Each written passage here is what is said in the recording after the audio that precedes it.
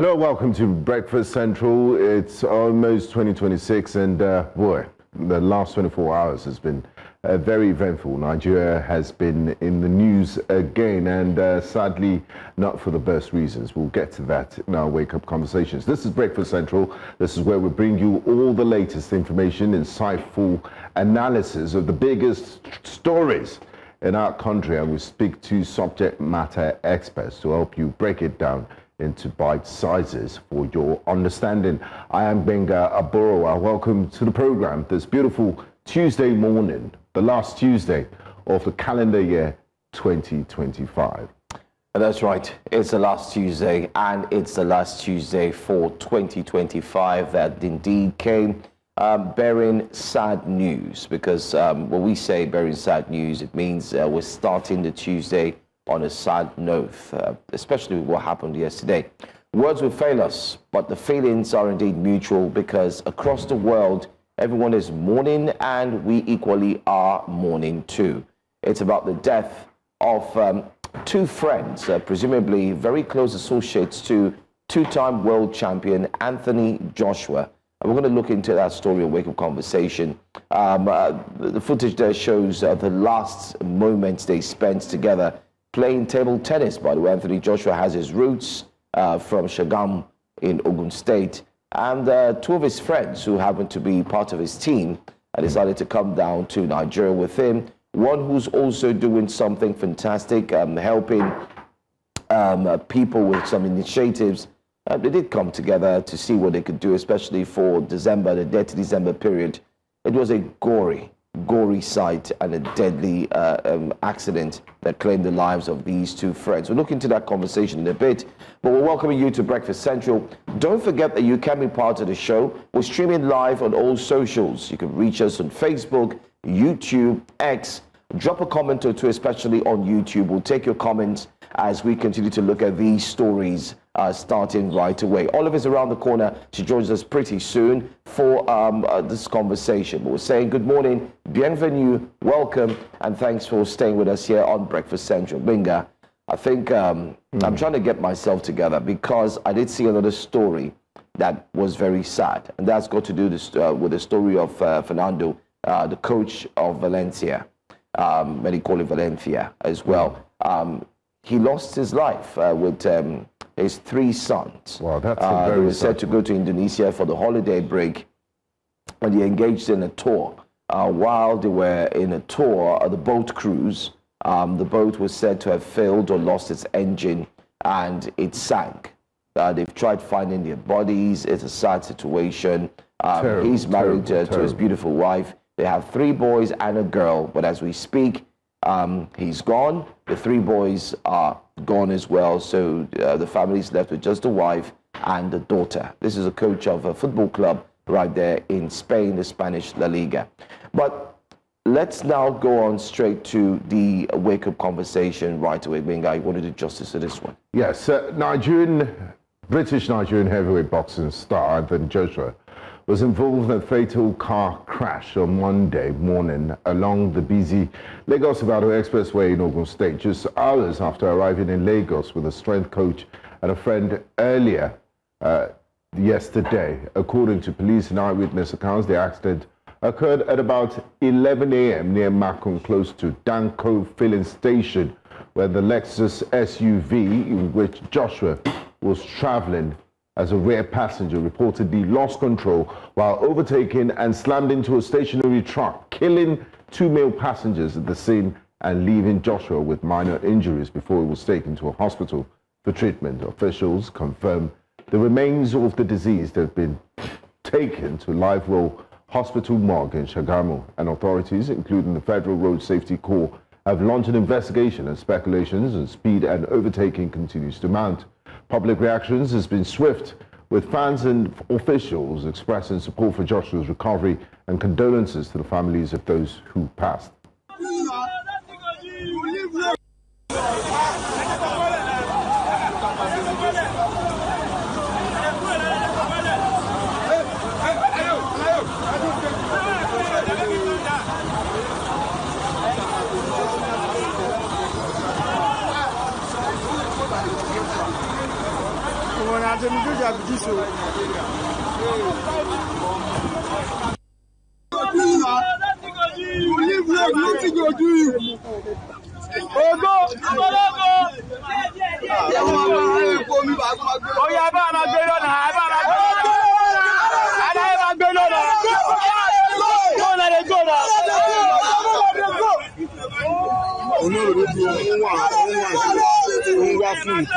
Bros, what did they find?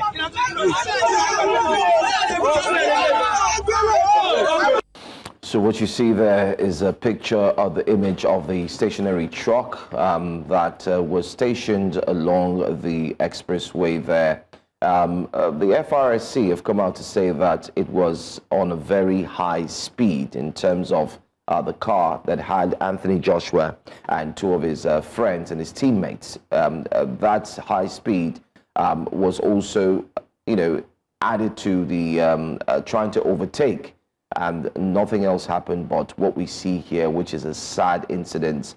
The two friends known as Sinagami, and not forgetting to is also a very close friend, Lateef Ayodele. Both of them died on the spot. It was indeed a complete wreck. We see the car there totaled completely.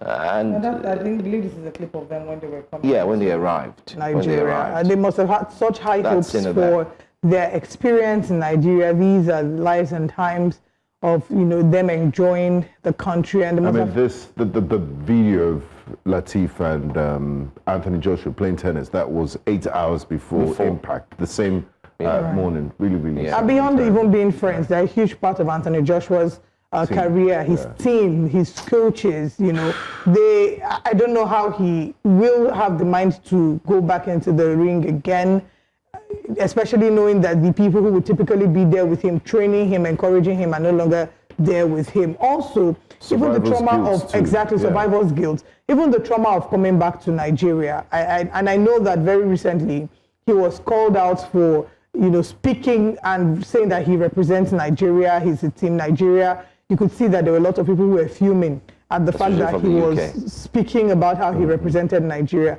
The question now is, yes, the FRSC has given a statement, but is there a way in which we failed them? Our emergency response has been highly criticized by the world, saying that at the point of impact, when this happened, the way they were carried out by hand, the way they were even made to sit down, someone who's just had an accident, like, what is going on here?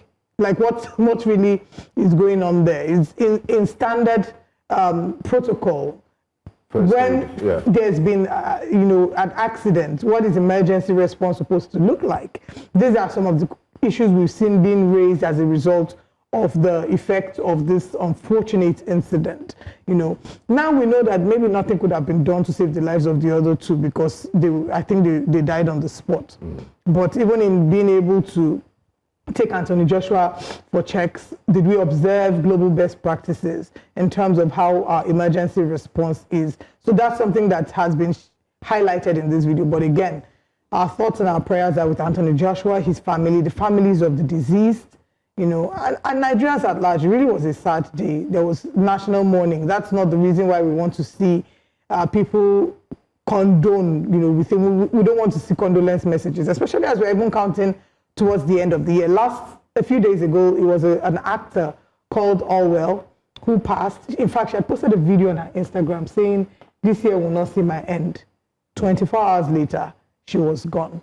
It reminds us of the frailty of human life and how we're like the wind, here today, gone tomorrow. Again, another sad day in Nigeria was for the young social media content creator called Lazy Writer, and the a young man put up a post on Instagram saying nobody should mourn for him, that he had a good ride, he lived an adventurous life, and that now he's just gone to rest. That's another conversation about depression and mental health. But it really was a very sad day for us here in Nigeria yesterday. It was, and by extension, Africa and the world at large. I mean, Anthony Josh is a two-time boxing champion.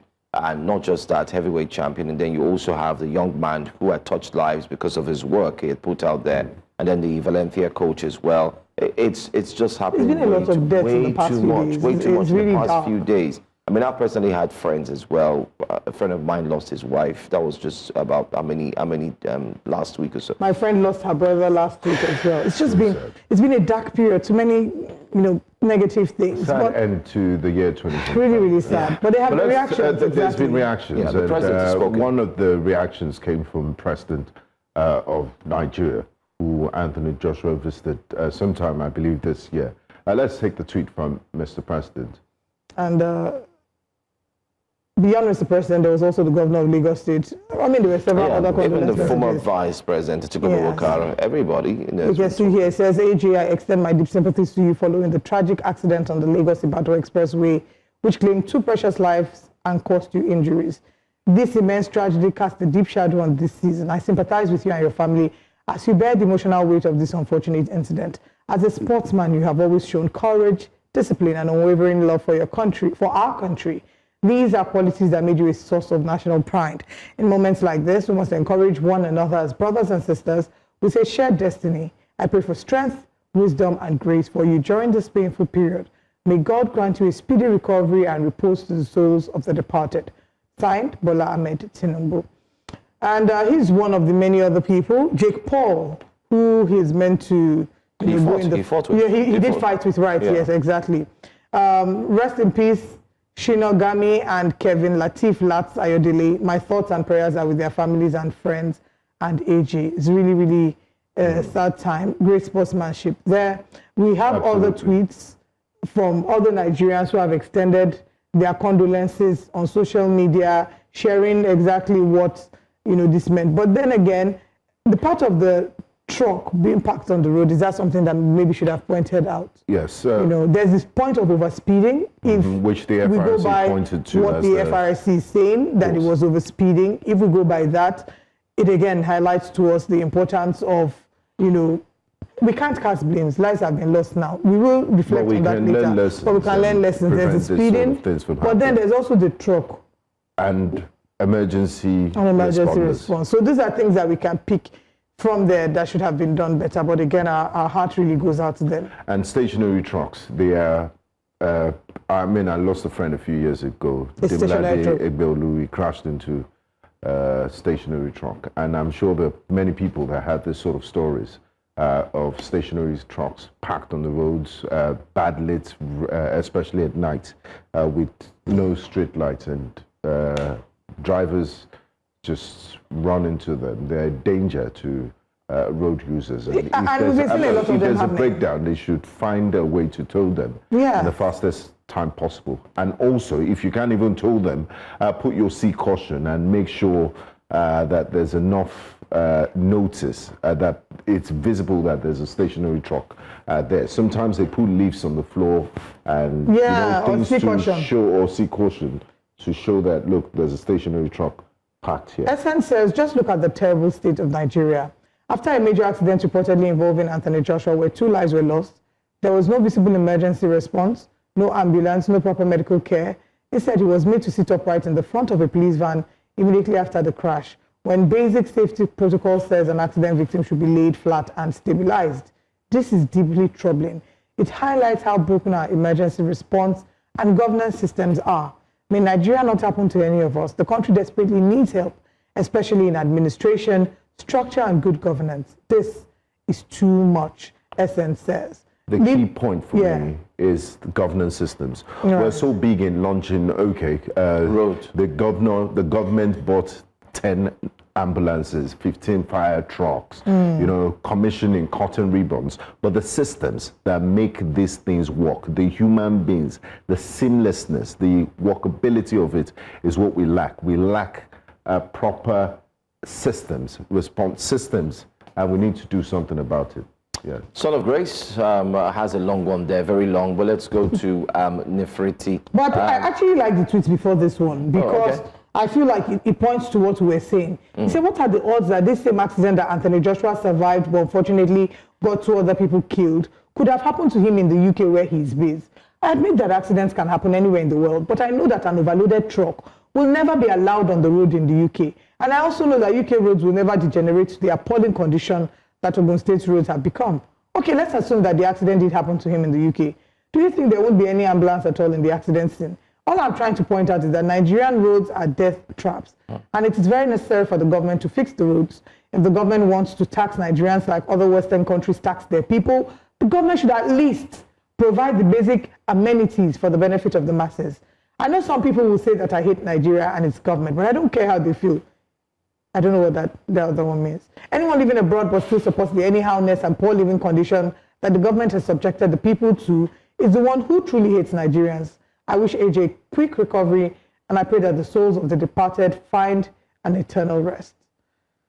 Yeah, now let's go to Nefertiti. Anyway, she says, Anthony Joshua's accident is a grim reminder that Nigeria will humble you, no matter your status. Regardless of how rich you are, as long as you're a Nigerian living in Nigeria, my dear, you are poor. Those who demand the barest minimum on Twitter every day are not stupid. Well, I think this really is not a Nigerian. Well, in as much as we know there were issues there in terms of response time and so on. And bottom line, Diogo overspeeding. Paul Walker. Yeah. You know, Paul Walker died as well. You have so many of them. Let's just move on to our next story, and would definitely like to hear your comments as well. So feel free to drop a comment or two while we're streaming on social media, particularly on YouTube. Let's move on now to another story. Tension fled in Kwara State when a group of women staging a peaceful protest against rising insecurity were violently attacked by thugs right in front of police officers who reportedly did nothing to protect them. The women had gathered to demand urgent government action on the growing cases of killings and kidnappings in their communities, but their call for help was met with brutality. Videos of the assault quickly spread online, sparking national outrage, and fierce criticism of the authorities. In response, the Kwara State government issued a statement condemning the attack and promising an investigation. They always promise that, and nothing happens. Trust me. But for many Nigerians, the damage is done. The incident has only deepened public frustration over the state's handle of security and the disturbing silence of those meant to defend the people. Just take a look at this video. Let's start off first with the women protesting. Just take a look.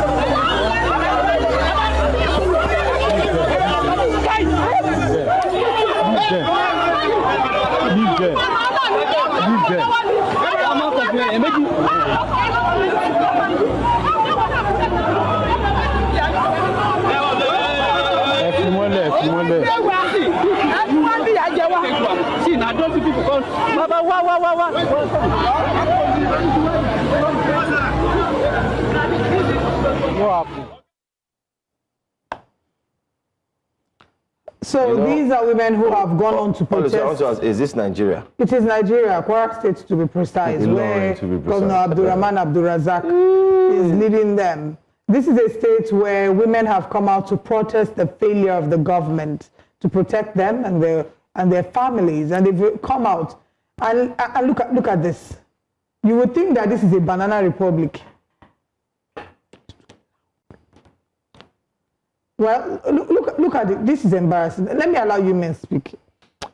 I mean, my first concern, this video makes me really angry, so I have to be measured in my response as well on television, is that do these thugs have parents? Do they have mothers? Do they have sisters? Do they have aunts? Do they have any humanity left in them?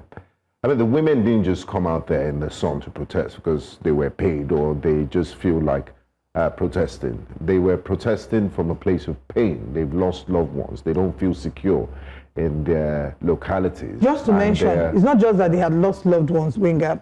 Part of what they were clamoring for was the fact that their husbands and their family members are in captivity and have been in captivity and the ransom money has amounted to tens of millions of naira, and they've been trying to secure their release. So coming to protest in front of Government House was their last resort. Yes, it was their last resort. And look at the response they got from those thugs. And to make matters worse, men of the Nigerian police were there, and they couldn't prevent them from beating women.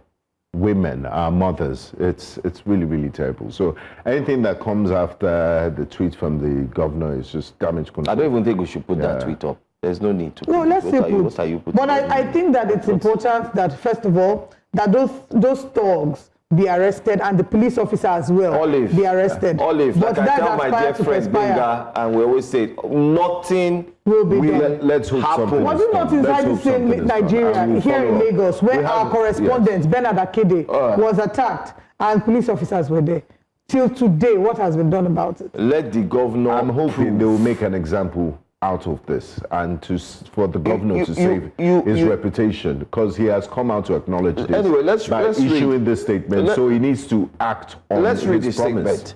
I'm enraged at a footage showing some hoodlums attacking women protesters near the under construction Government House gate over the weekend.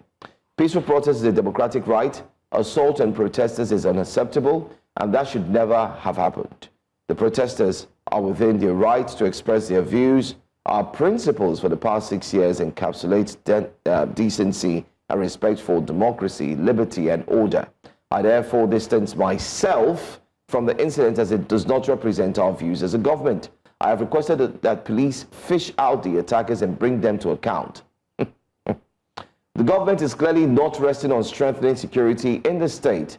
Just on Saturday, December 27, I personally led the passing out parade of armed forest guards, whose mandate includes flushing out kidnappers and terrorists from our forests, among other investments to secure communities. We're launching an offensive on criminals. We urge for understanding and support in the campaign against banditry and terrorism of any kind. Now, we've read the comments, but let's see what X is saying before we also drop our reactions. Now, this is the worst level of dehumanization Yorubas have suffered. First, their loved ones were killed, kidnapped, and now beaten because they demonstrated. What could be worse than this? Until those people are arrested and face the law, everything here is just pure nonsense. The video of hired thugs attacking women and children protesting peacefully in front of the Kwara State Government House over mass kidnapping and insecurity in their area of the state is one of the most despicable scenes I have ever witnessed at a seat of government.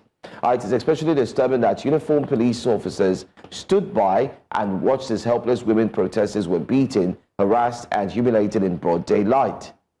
I unequivocally condemn Governor Abdulrahman Abdulrazak's intolerance and high-handedness in sanctioning for, at the very least, permitting such barbaric acts against citizens exercising their constitutional rights to protest. This descent into a violence against women and child is unacceptable in any democracy. And then he went on to say the Nigerian police force must immediately identify and sanction the officers who abdicated their duty to protect lives and property. The thugs who carried out this assault must be arrested, prosecuted without any delay, and brought to justice. Anything short of this will confirm official complicity. Well, there you have it. The reactions. Another one, Fumzi says, how hard is to arrest people who have been clearly caught on camera attacking women? We are about to find out. My dear, let's respond to you. It is very hard. And Mazi Chi says, Chai, just speechless. Men that are supposed to be the one protesting are the ones flogging their mothers to stop protesting. Police are even there watching how the thugs molest these women as if it wasn't a crime for a man to flog a woman even in the presence of an officer. Mazi Chi is shocked. Well, let's take our last tweet on this story. Why would sane humans attack women and children protesting peacefully against kidnapping and insecurity in their state? Maybe these thugs are the perpetrators of crime in that Kwara state. Full stop. Guys, you see, we are building a society that will come back to haunt us. In the popular statement or song of the one known as Burna Boy, he said, "We are the monsters you made." Nigeria is consistently making monsters. I'll take it back to 2023. Between good and bad 2023 have been blurred, and people don't even know because the elections, cannot even tell their left from their right. Like, how do you think what you're doing That's is why I'm right? going back to 2023, the elections. Do you remember when thugs came out with cane and were screaming, don't come out to vote, if you're not voting for this person, no.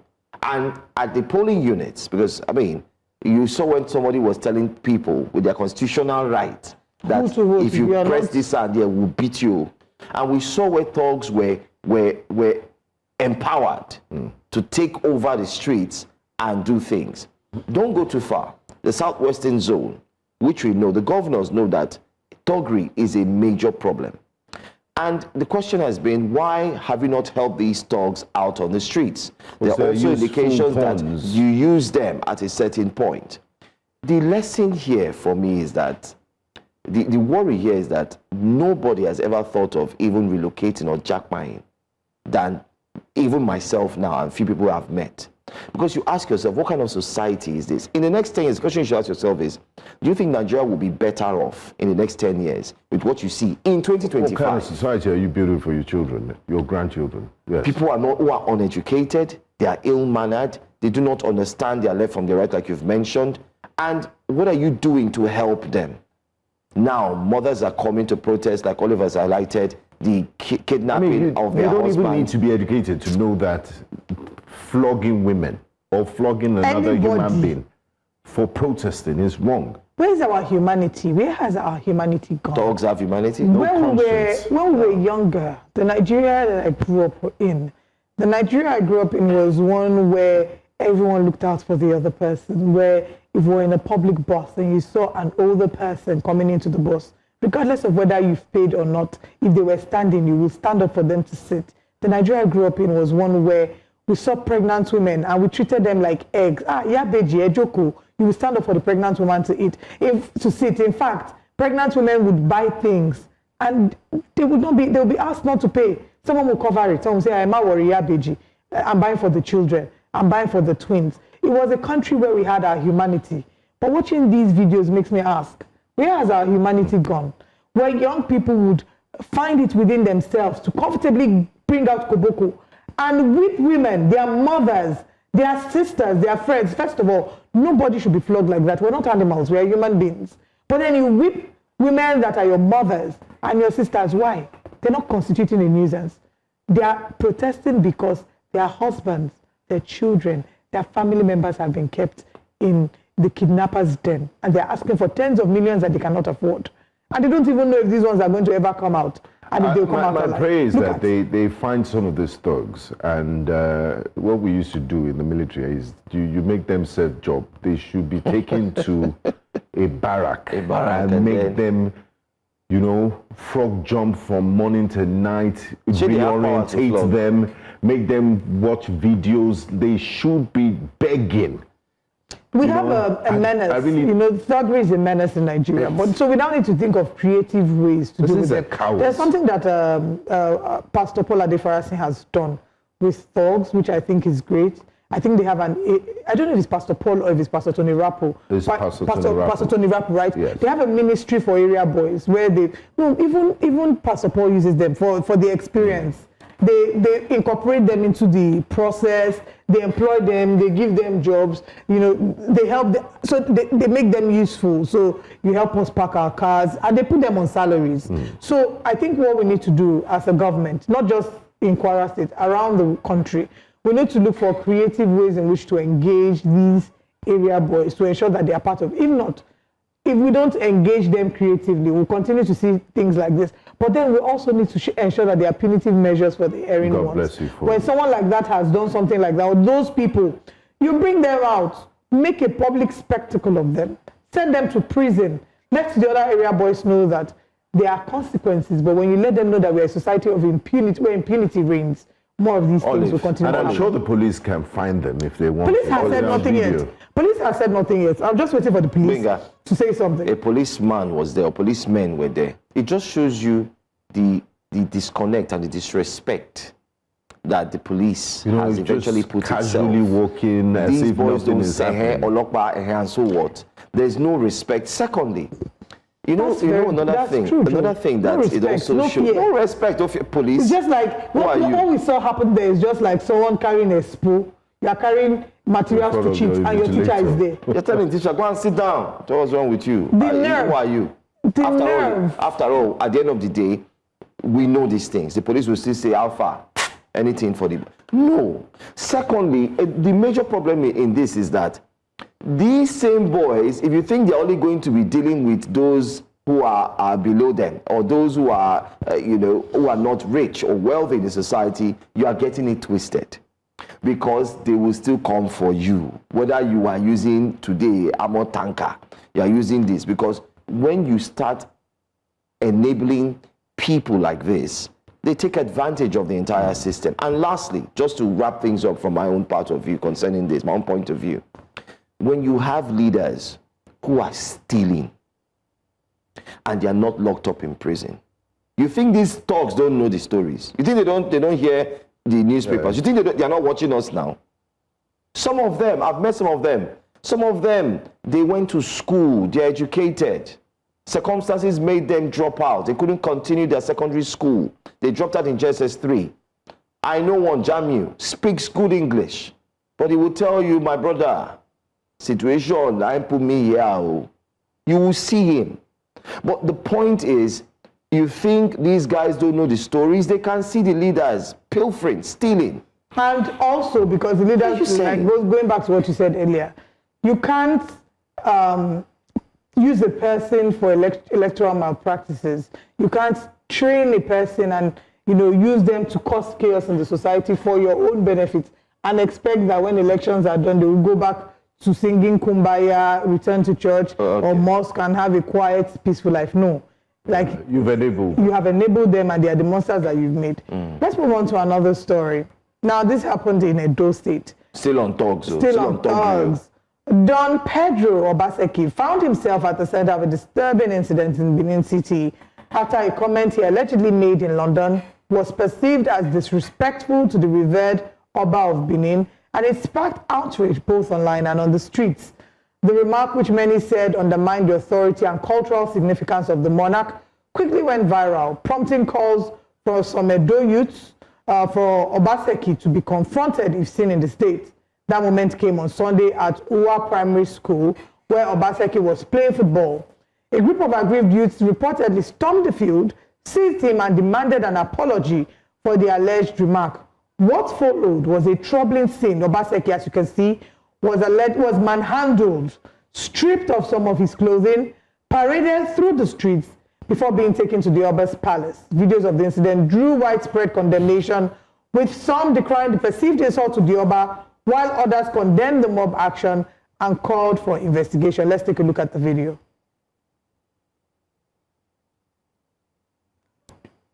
I don't want to say. Jackson, in a chaos, the governor Obaseki became Iyase of Benin. You must be a bad king to make sure you surround yourself with all the Obasekis who are your enemies and betrayers. And finally, as of 2013, the Oba gave me an honorary title as the NNPC. Who were the chiefs? Uncle Nicholas. What did be Uncle Nicholas' title? I go by you of Benin. Who be the Oba Yedo of Benin with Oba Ejawa? And who is David Obaseki's son? Okay. And who was the Ohenoko Bosari, the free gift from God of Benin? Then Ejawa must be also for him to surround himself to Obaseki. Forget the fallacies. Go and read the works of Isaiah. Go and read the works of Higariwa. And go and read pages 17 to page 70 of Nemesis of Power by Professor Philip Ibafe. So we are not ashamed to be Obaseki. Godwin is our primus inter pares. And with him is the magnus opus of governance, Edward Side. Okay.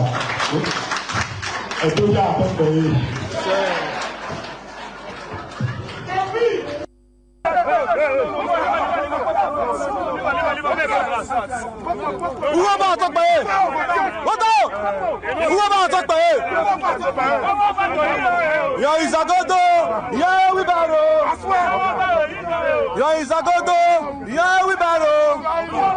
a little, I don't want to say very traumatized. At about 11:30, 28th of December, at our primary school, and we were playing football. Immediately we finished the first half, the hoodlums, thugs, or I don't know, claiming or alleging that they were sent to come and take me to the palace. They invaded the place, some brandishing weapons, and dragged me about almost 5 kilometers from St. Joseph Catholic Church, where we have our primary school. Beat me, stripped me naked, and paraded me on the streets of Benin, along Akbava, took me first to the Holy Arosa Church, and then dragged me through Ring Road. There you have it, where in a country where we find or we're displeased by certain statements or actions, we decide that we will handle it in the way that we deem fit. I think that the one thing we must do is, I'm not going to intermeddle into the rightness or the wrongness of what he said, as opposed to the way in which it was handled. We're a democratic nation, and there are ways in which displeasure is being handled. There's a court where if you feel that somebody had said something that was defamatory, you take them to court for defamation. Or you can even have summoned him to the Oba's palace, and handled it the traditional way. That's what they did. They took him straight to the Oba's palace. But not in the way that they did. But not in that They stripped him of his dignity. They stripped him of his right. It's a constitutional right, the right to dignity of human person. Then again, Nigerian police in the spotlight, because these two stories that we just took back to back, it's about law and order and human dignity and protection of citizens from and protecting their rights. Where was the Nigerian police in all of this? I'm sure men of the Nigerian police saw this happening. Between and they decided to that football pitch and the Oba's palace, there's no way that they will say that there was no police person who saw that. It's really sad. The veteran broadcaster and politician will join us later on today, so we'll look forward to have that conversation, as we also must say well done to the Oba's palace, because they took him from the thugs in court and said the chiefs, yes. They said no, that this is not how to handle the matter, that the Oba doesn't want any issue, he wants peace. Let's bring to you our top stories for today as we get into the conversation right away here on Breakfast Central.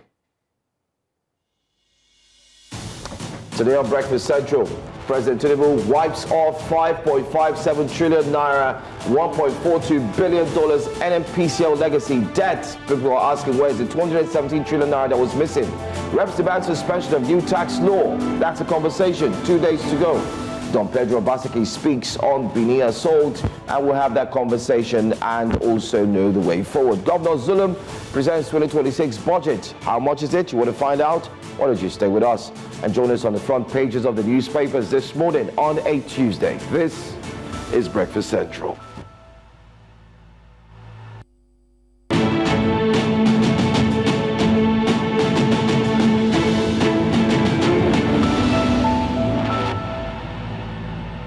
President Bola Ahmed Tinubu has approved the cancellation of a staggering 5.57 trillion naira and $1.42 billion debt in legacy debts owed by the Nigerian National Petroleum Company Limited, NNPC, to the Federation account. That's nearly 90% of the naira-denominated obligations and 96% of the dollar debts gone and wiped clean.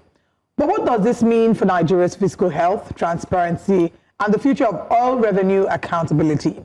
Joining us for this discussion is Professor Emeritus of Petroleum Economics, Professor Wumi Iledari. Good morning, sir. Thank you for joining us. Good morning, and thank you for inviting me. Compliments of the season. Compliments of the season to you as well. Thank you. Let's start with the power to write off the debt and the implication of this writing off. What does it mean in practical terms if the president writes, as the president has written off this this debt? What does it mean? Well, we can look at it from two dimensions, in my opinion. One is the legality of it. Second is the commercialization intention of the PIA for NNPC Limited. Let's look at the legality of it. And I want to put us on the same page. The president is an executive president with an executive power when it comes to the fiscalization and financial framework of the nation. Let us take it from there. Now, is that a good precedent? We're going to talk about that. Now, I look at it from the commercialization component. It's more or less a lifting of the burden, financial burden, thereby increasing the credit worthiness of NNPC Limited. Those are the facts. Then the second thing, as we continue the conversation, is to look at the components of this debt. And I want us to be able to have a conversation on that. First, people must come to terms to look at what does this really mean in terms of the relationship between NNPC as an agent of the federal government before now, NNPC as a commercial, as a karma liability complaint, and NNPC Limited going forward. So if I answer the question to start, the legality of it is not conjectural, because the president has the executive power, and constitutionally, the president is in charge of the fiscal framework and governance of the federation. Second, the implication on NNPC operationally going forward. Unfortunately, we are very pessimistic and doubtful of nearly every government actions. But I would like us to discuss the component of that debt so that we can have a good understanding going forward. By the way, I'm speaking as an expert on the subject matter. I'm not a pro-NNPC person, neither am I pro-government. I am actually pro the Federal Republic of Nigeria. Now, let's talking about the component of the debt. What part of it?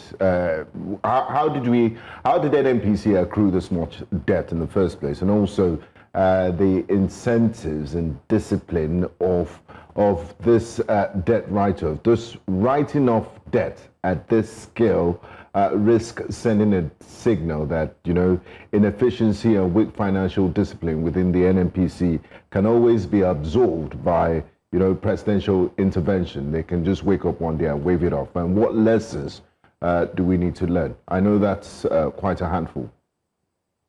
No, I don't think it is. They are legitimate questions, and you are not in any way doing the wrong thing by asking those questions. But let's quickly look at the relationship before. And I want us to begin to think of NNPC of old as being different from NNPC that we have now. Now, they are not perfectly commercialized yet, but it's a progress that we need to be patient to see the way it evolves. Just the way you saw what's coming in the downstream market. Some of these things that are intended in the PIA will take some time because of the wrong steps we took in the implementation. But that's bygone. I happen to know very well the intent of Petroleum Industry Act, because that's something I participated in the crafting of it, not the drafting. You know, there's a difference between crafting and drafting. But let's look at NNPC of old. And that's where I want us to begin. NNPC of old was more or less like a cash cow for the Federation for many years. More so the 10 years in which we are subsidizing Petroleum PMS. I'm not here to defend the inefficiency of the NNPC of old.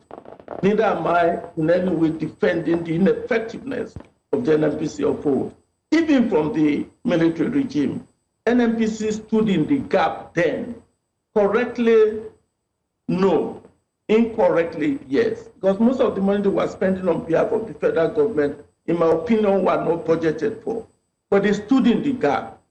And that is what created some of these, in my opinion, discrepancies with respect to who is owing who and who is not owing who.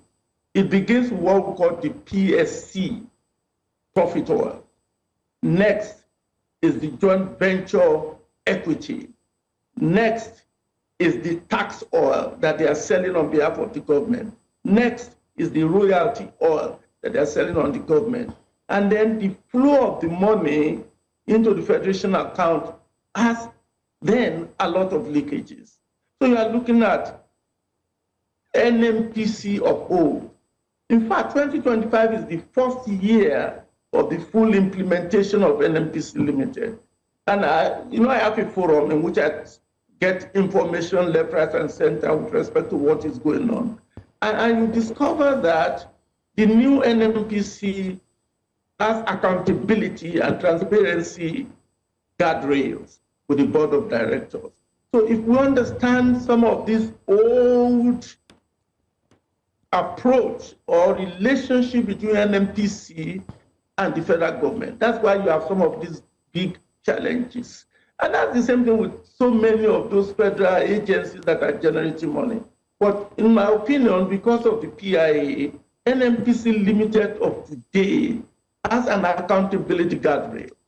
As long as the Federal Executive Council begin to understand their limitation when it comes to the money that flows into NNPC through the taxation system, through the fiscal framework, and then they are able also to be competently responsible to monitoring it. But you cannot think of NNPC Limited today the way you used to think about NNPC of old, which literally was more or less a cash cow of the federal government then. Okay, Professor, we've said a lot. We've talked about the legality, why it is commendable, and you've also mentioned that you're not really speaking for NNPC, neither are you speaking for the government. But for the benefit of those who are watching us now, they're very just key questions that Nigerians are worried about, because usually when you see this make the headlines, the first thing the Nigerians think about is, oh, they're spending money. NNPC, there's a missing 210 trillion naira that has not been accounted for, and here the president is writing off. How far? Why? Because we have a debt burden of about 150-something trillion naira. So my question to you is, can you help us and help the viewers as well, most importantly, to understand what is meant by legacy debt? I don't understand, it's not something that started today. And then the benefits of writing this legacy debt off. What does it do for the NNPCL, Nigeria's petroleum sector, and Nigerians? Again, excellent question and legitimate. What happened with legacy debt, even if you go into Petroleum Industry Act section 54, I think, there's that conversation of legacy debt. Those are money that you hold for a long period of time that you are not, the current people are not necessarily the one who hold the money. And they are probably debt that, to a large extent, it's just like your father passing on and owing a lot of money. 1 generation, 2 generations, 3 generations, and the likelihood of ever getting it back becomes difficult. That's my understanding of legacy debt. And some of these debt were transferred to NNPC Limited, so that some of their assets were transferred. And this one has to do with federation money that NNPC is collecting on behalf of the government. That's my understanding. And then, and again, I'm going to use an analogy to try to explain this to our viewers. 1, 2 spouses, husband and wife. One owns the asset. The other one is the one collecting the money on behalf of the principal asset owners. Unfortunately, the asset owners is actually telling the spouse to spend a lot of money on his behalf. At times, some of this money are not properly accounted for, even by the person asking the spouse to spend the money. And every time the spouse then collects money from their principal asset, the first thing they try to do is to deduct part of the money that they have spent on behalf of the principal. And this money began to diminish and diminish and diminish. And then when the time comes, another set of people who are actually taking hold of the asset came on board, like the governors, the senators, and then they want to go back to see what has happened in between the money the NNPC is spending on behalf of the government and the spouse is spending on behalf of the other spouse, and they're trying to rectify it. They pass on. Children came, and they are now going back to look at those books.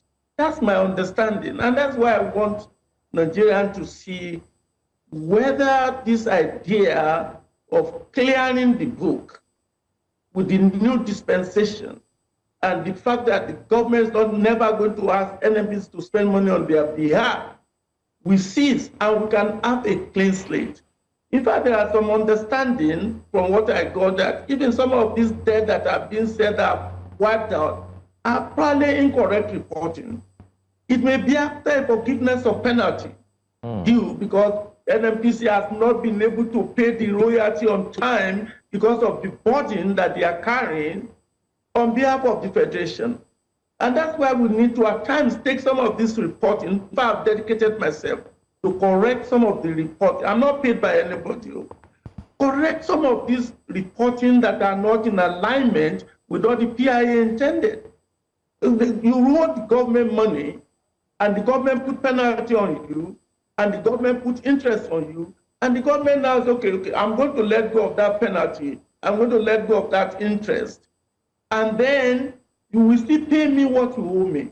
Even here in the United States, it is done.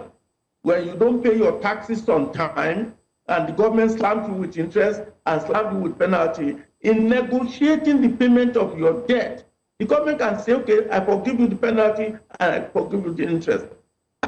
I'm a little bit disconcerted with the way we take some of this reporting from some of these journalists literally.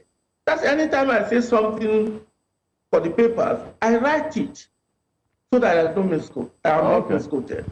Okay, let me say that I'm explaining this purely from an expert position, not because I'm saying that NNPC is sufficient or inefficient. Personally, I think they can do better with what the PIA intended. But they cannot continue to carry some of this legacy debt. Exactly, what leads me to my next question. You said we cannot continue to carry on some of these legacy debts. With the PIA, are there guardrails that ensure that we do not find ourselves back in this situation in another 1-2 years? And also for those who interpret the president writing this off to mean Nigeria is debt-free, can you please clarify that for them? Debt-free for who? How can Nigeria be debt-free when they borrow some money to fund PMS, free B for many years, and even some of the things they are doing with the shortfall in revenue, even the current budget is how many percentage deficit. That's what I see with some of these journalists. And I'm actually hoping to organize a lecture for them for proper education of the way the oil and gas sector works when it comes to economics. Now, quickly, with respect to the issue at stake, listen, you are writing legitimate questions. Even Nigerians are asking legitimate questions. You have the right to ask questions in the democracy. Are there guardrails in the PIA to avoid some of this misbehavior? Of course, yes. That's why, according to the PIA, the executive of the GM of the NNPC Limited does not report to the Federal Executive Council. They report to the Board of Directors. So you guys should begin to question the Board of Directors directly. Any misbehavior of NNPC Limited should be directed not to the government, but to the Board of Directors. Second, you guys should be asking the executive and the National Assembly to begin to implement the PIA in a non-selective manner. Yes, the president has some power, but the execution of the power in the PIA must not be selective. For example, the Nigerian Upstream Regulatory Petroleum Commission, they just have a new executive. Who is the board of director chair? that she's reporting to? None. So how do you expect the Petroleum Commission to be able to perform effectively, efficiently, equitably, and ethically without a board that the PIA expected her to report to? Second, the Petroleum Authority. You saw the wrangling between the authority and Dangote, but there's no board of directors. So again, some of these are the issues. But the moment you talk about money, people just went banana without thinking about empowering institutions instead of individuals. That's where you have these problems. And the guardrails are there. It's not they told me, I know they are there. The implementation is the key. If you want to solve some of these so-called legacy debt that has transferred from one generation to the other generation. When I say generation, you understand what I mean? One government to another government. You are talking since Babangida's regime to Obasanjo, to Jackson, to what's his name, Jonathan. Yar'Adua. All of these things are accumulated because we empower individuals instead of institutions. But the PIA does the right thing. Implement it well. Now, Emeritus Professor, let's talk about investors. How will investors read this from the perspective of international investors and lenders? Does this move to clean up NNPC's balance sheet and improve confidence, does it raise fresh questions about governance and political interference? Again, I think, from my perspective, it's a good thing. It's a way to remove the uncertainty that beclouds the investors' mindset. Because the burden of this debt, whether it is conjectural or not, because there are questions, who is actually owing who, if you do the book correctly? Is the Federation that is owing NNPC or NNPC that is actually owing the Federation? But let's clear the situation. We've been there before, and I'm going to answer your question. Remember when Obasanjo got forgiveness of Nigerian debt several years ago? Paris Club, yes. The Paris Club. Remember that? Yeah. Why did we go back to owe so much money? Governance. The problem of Nigeria is not geology. When it comes to the oil and gas sector, the problem of Nigeria is not geology. The problem of Nigeria is governance. And we have a governance instrument that if what the president has just done, forgiving some of these, not entire debt as people are saying it, there's some of the penalty, interest, and some legacy debt. But NNPC, from the financial report they submitted, show the effort they are making to be transparent, accountable, and responsible. And as a result of that, you could even see the new thinking of inviting some people to participate in the joint venture so as to be able to limit the burden of finding money to develop the abandoned assets. So the investor will look at this and say, wow, NNPC Limited is now probably a company you can do business with, either as a joint venture partner or as a contract, like risk contract service, PSC, as it's stipulated in the PIA. The PIA is written in such a way that it is dynamic. So I look at it as a positive step, but going forward, there must be consistency. There must be policy consistency, implementation consistency, and obedience to the law. I call it the rule of law. That's the biggest challenge in Nigeria. Even people in your constituency, they drive in Abuja without a traffic light. That's why I don't drive in Abuja when I'm there. No, people will see that light and go. And the government cannot continually disobey the law they sign and expect investors to react positively. But with this action and governance structure in place implemented, And even, forgive me if I say it, the president himself beginning to think in terms of having a driver, a real driver, a present driver for the oil and gas sector, which begins with substantive Minister of Petroleum. I know we've not had good experience with Desiane, but that's not the reason not to follow the law. The PIA expects a minister to be in charge, accountable to the National Assembly and accountable to the people. I just don't see how the president of Nigeria can hold a cabinet position and expect the sector to deliver.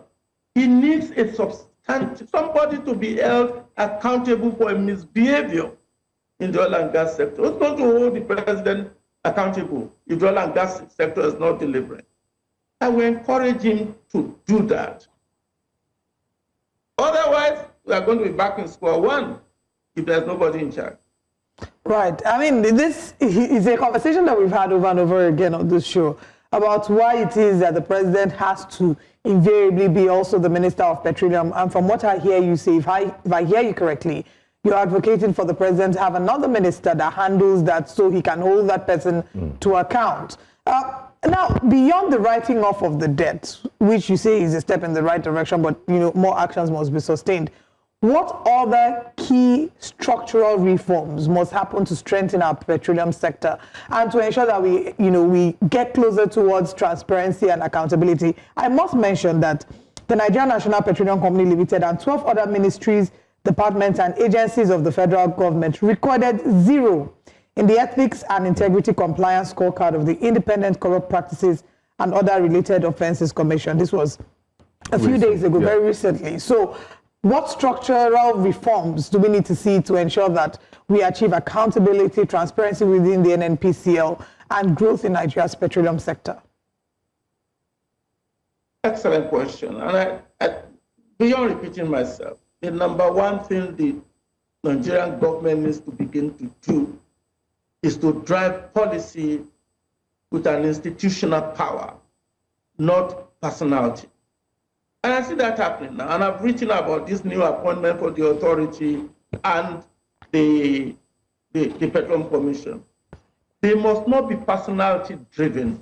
They must be institutionally driven. That's number one thing. It requires a change of mindset. Second, leaders must not be transactional. They must be transformational. In that case, they don't micromanage.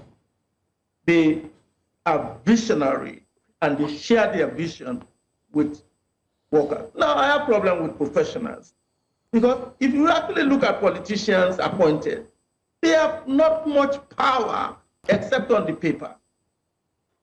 But the professionals are the ones that need to stand in the gap, follow the professional laws. It's called efficiency, effectiveness, ethics, and equity. Third, the rule of law.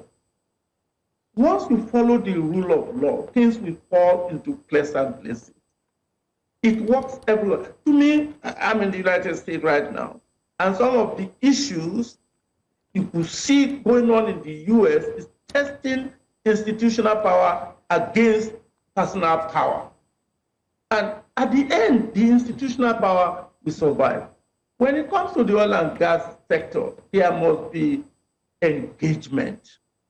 There must be thorough engagement. Whoever you are dealing with, if you have the same understanding as you do, conversation becomes a lot easier. And finally, and I think I've said it before on this show, there are 3 important components in every economy. 1, academia. 2, government. 3, industry. The 3 of them must continue to interact, and the link between government and the industry is the academia. And these academia are the ones that have been left behind. And some of the reasons why you see this unsustainability of development in Nigeria is the exclusion of the academic community in decision-making process. We need to think about that. more so in the oil and gas sector, where research, technology, and innovation is key. And there's no better place to test those things except in the university environment. And finally, if I'm advising the government and the industry, all right, never go into doing anything without having an intellectual in your presence who will tell you what ought to be before you pragmatize.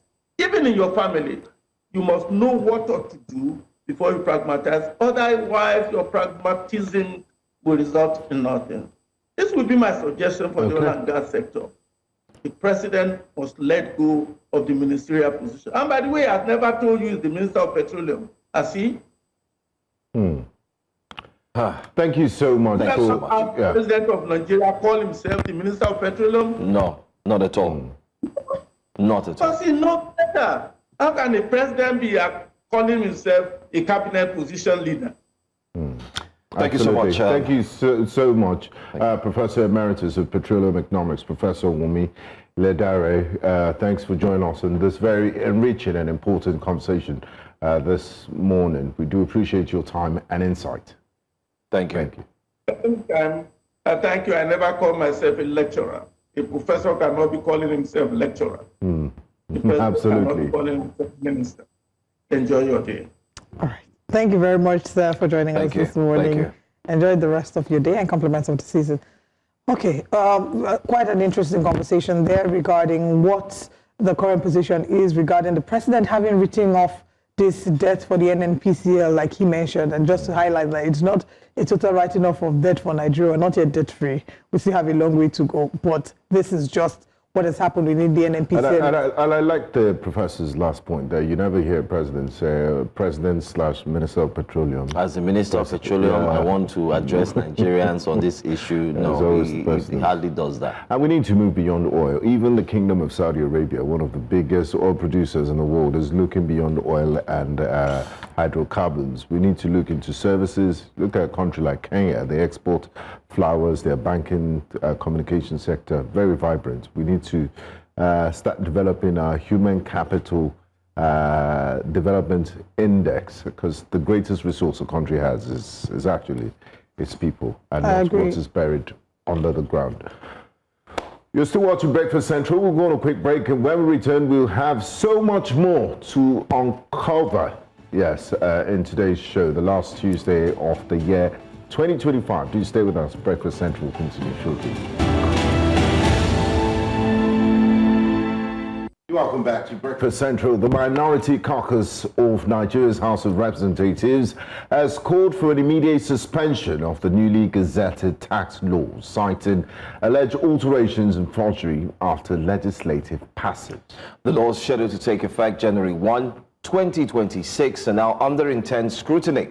Senator Ali Ndume and the Nigerian Bar Association, not forgetting too, a former Vice President, Alhaji Atiku Abubakar, and many others, have joined the chorus demanding a halt pending investigation. Joining us to unpack the legal aspect, we expect to have our guest who hopefully will be able to join us. We do have constitutional lawyer and rights activist Evans Efeli. Hopefully he can make it to join us for this conversation. But we also have National Publicity Secretary, Parliamentary Advocacy Network, Mr. Dominic Kalancha, joining us now. Good morning and welcome to Breakfast Central. Thank you for having me, and good morning, Nigerians. Good morning. I think one of the questions every single Nigerian wants to ask you this morning, seeing your face and joining us this morning on Breakfast Central, will be, what is the body language like, especially in the parliament? Are there mixed reactions? Is there a huge number of parliamentarians who are calling for a move or a change in date concerning the tax reform laws? Or is it balanced in the sense that some are saying let's change, some are saying let's not change? What is it like? Quickly, please share with us. All right. Thank you very much for having me once again. I think the body language in the National Assembly and precisely the House of Representatives is very, very clear to Nigerians and, of course, to the presidency. Because if you recall, it was from the House of Representatives that that information was passed to Nigerians, that what was gazetted was not what was passed. And Honorable Dasuki, brought it up as a matter of an infringement on his right. And I think the National Assembly, they set up a committee to investigate it. And I don't know if the findings of the committees are out, but there are, insinuations and there are comments being passed here and there from, certain critical stakeholders, elder statements, opposition political parties leaders are calling for the suspension of the tax. Because you see, the truth of the matter is that there are three processes that a law passes before it becomes a law.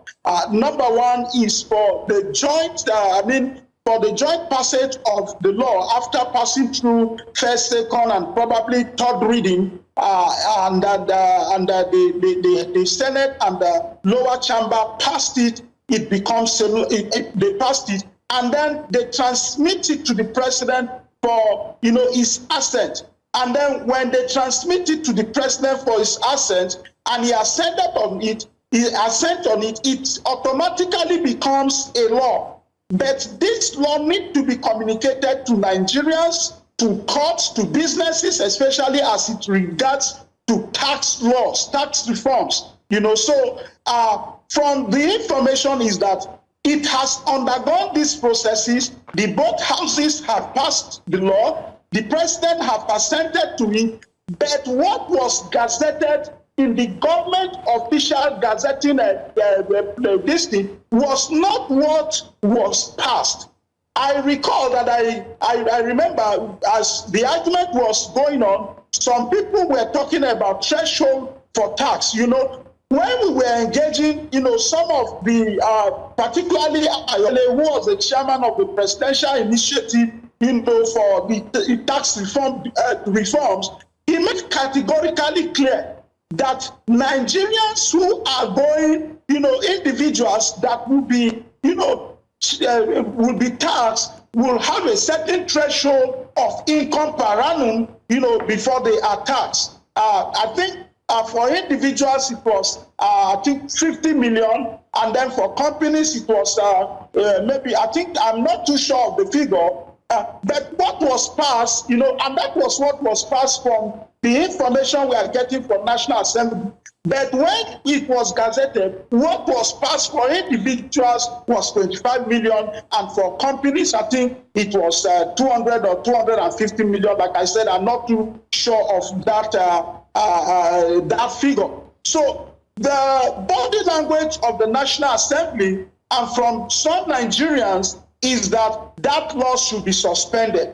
But I think that they can do a quick one. The presidency, they need to come together and conclude their investigation, and I think they have gone far on that. They should tell Nigerians the outcome of these investigations, so that we will know, because the debate is around, the power to prosecute, the threshold for individuals and all of that, who is to be taxed, who is not to be taxed, and who is to enforce enforceability and stuff like that. And then you see the reason why this thing has to be gazetted, re-gazetted for me, is the fact that if it is not re-gazetted, there could be some legal tussles as to which of the bill or which of the tax reform bill was actually passed. Is it the one that the National Assembly gazetted, passed, or is it the one that the presidency passed? So okay. We are at the crossroad here, and I think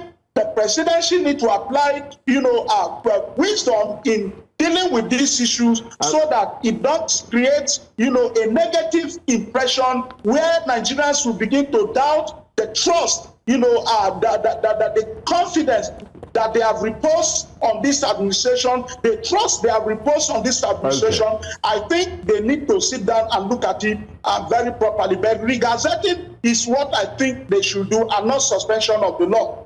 Thank you, Mr. Alancha. You said the presidency needs to apply wisdom, and what sort of wisdom do you apply when you're less than 48 hours to the D-Day of implementation, the 1st of January? The laws are set to take effect on the 1st of January, which is less than 48 hours.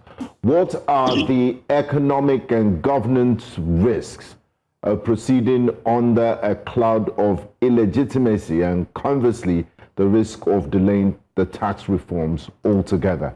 What sort of wisdom should be applied in these times? Because there's this cloud of trust hanging over their heads. And if you delay, what are the inherent risks also?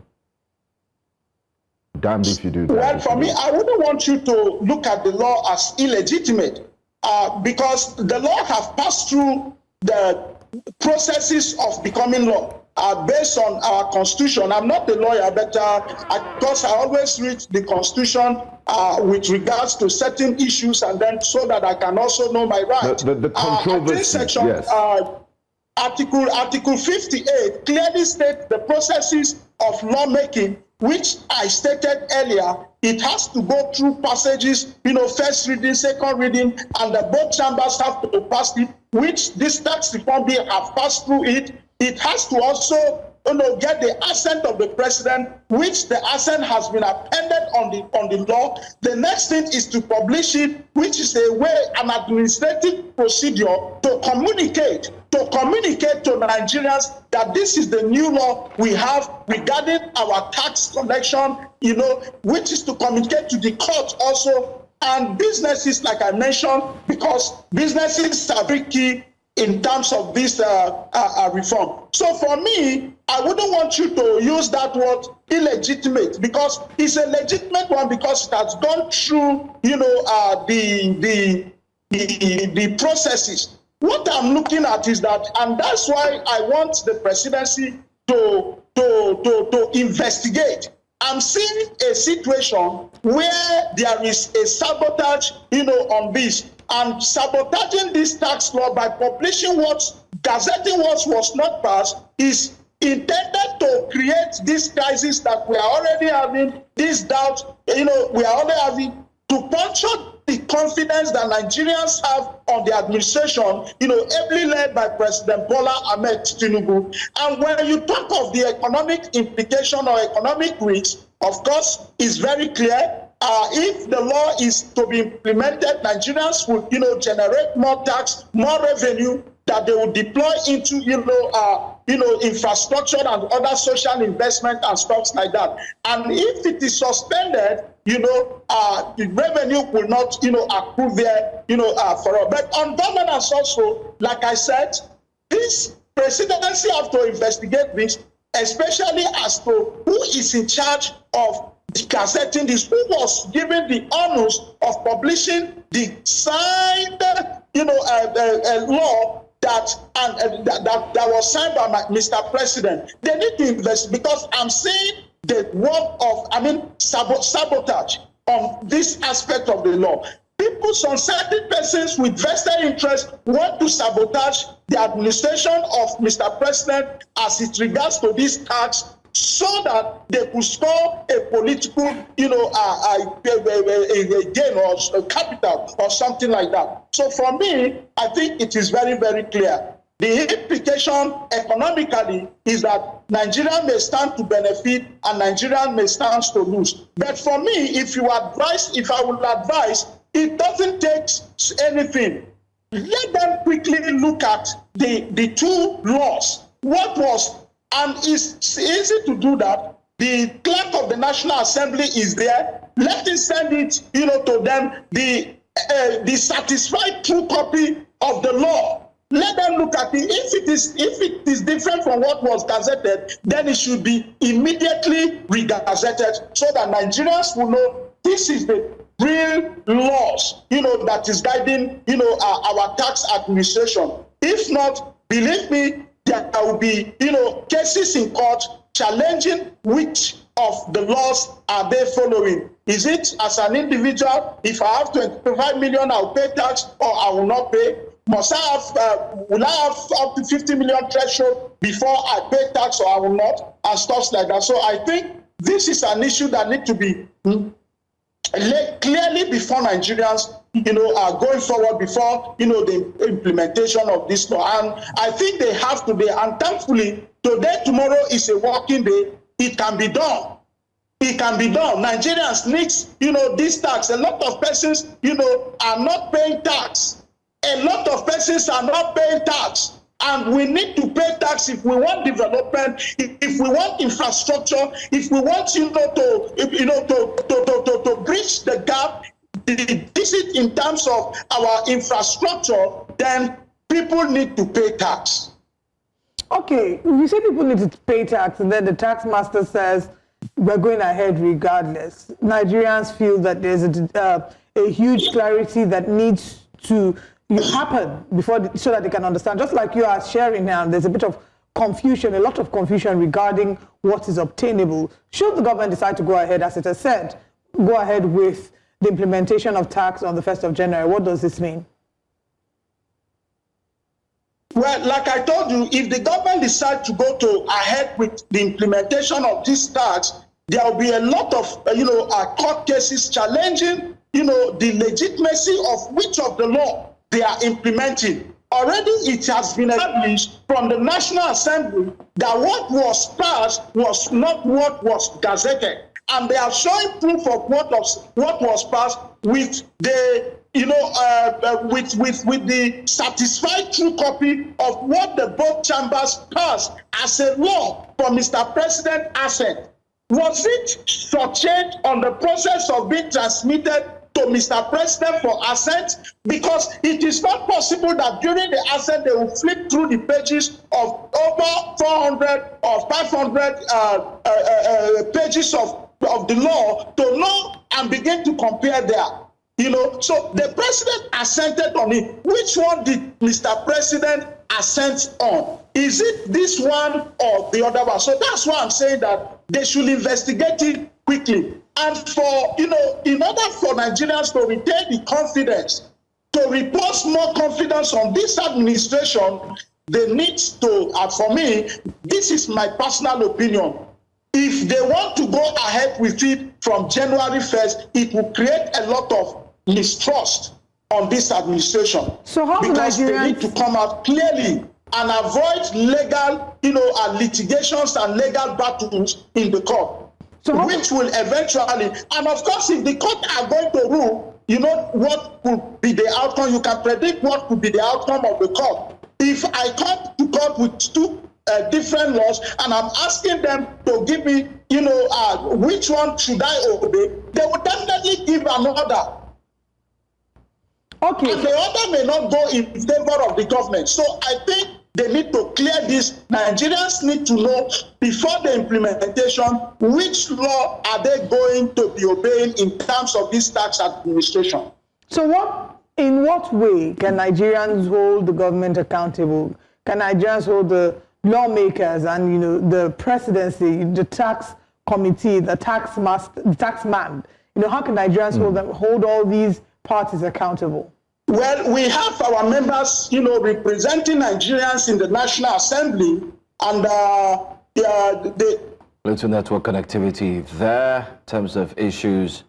But we do hope you're able to reconnect again. I mean, good question. How are Nigerians supposed to hold the government accountable? There's also fear that in the last meeting where the Minister of Finance and also the FIRS boss appeared before the assembly, the committee, there wasn't a clear indication on how much has been gotten from fuel subsidy and what it has been used for. Nigerians are worried about that. There's also the comment of how much has the federal government spent, especially in certain areas as well. I mean, questions upon questions were being asked, and Nigerians are worried that if we do not have these information, and transparency, these answers, the government also, remember the case of, we are only able to realize there was 30 trillion deficit, and then there was also 10 trillion that was we were only able to realize in terms of the annual fiscal budget. A few months after the president claimed to have met revenue targets. Exactly. The president had come out and said we met every target. So Nigerians are also skeptical and wondering and saying, okay, where do we belong? But I want to say thank you so much to the National Publicity Secretary, Parliamentary Advocacy Network, Dominic Kalancha, for joining us. Unfortunately, the lawyer who was supposed to be here to also look at the implications concerning Nigeria's constitution with regards to the new tax reforms starting on January 1st, 2026, couldn't join us, but that's a conversation we're going to have. Hopefully we can continue this conversation maybe some other time, let's say tomorrow. This is Breakfast Central. We're going to go on a quick break. Our next conversation is one you will definitely be interested in. Stay with us.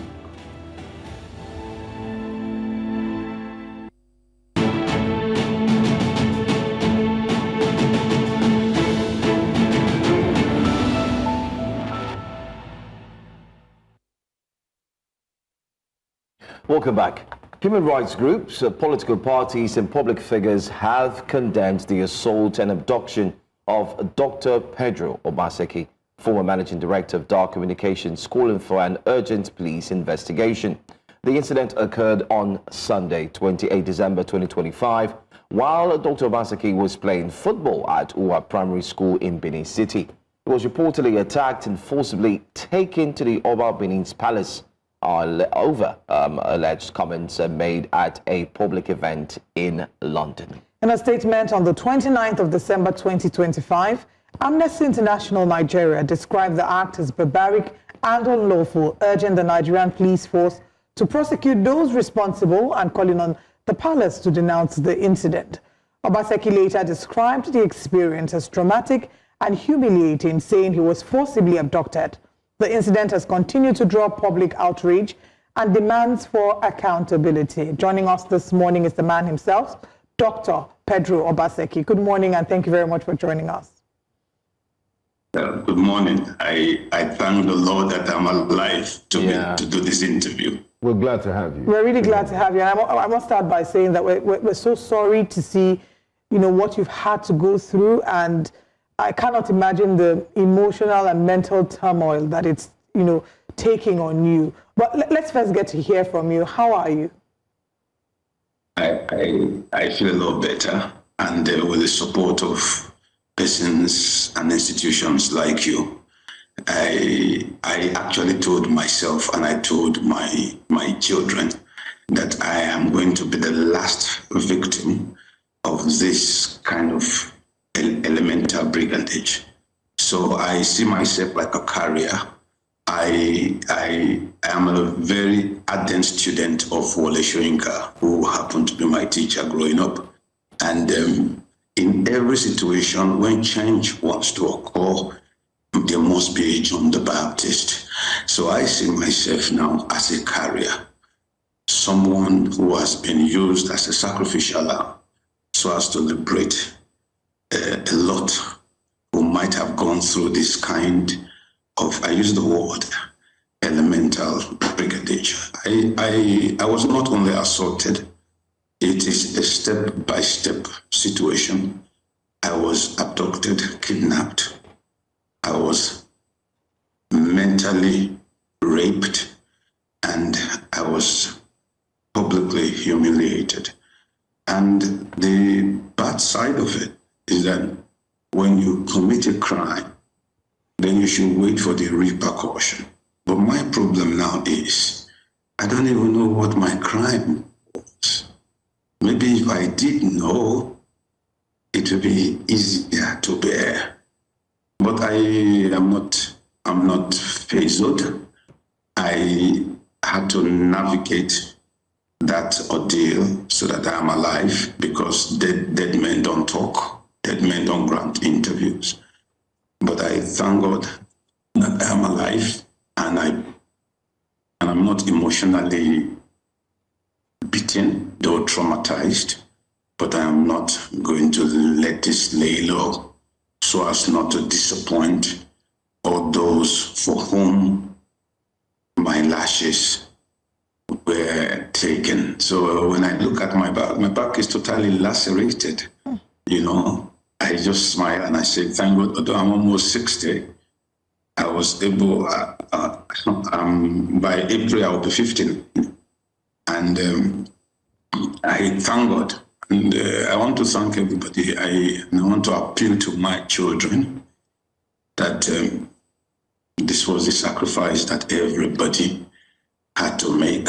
I bore the pain, but the pain was carried for me by everybody. So, and that gives me elemental succor. I am proud that I survived.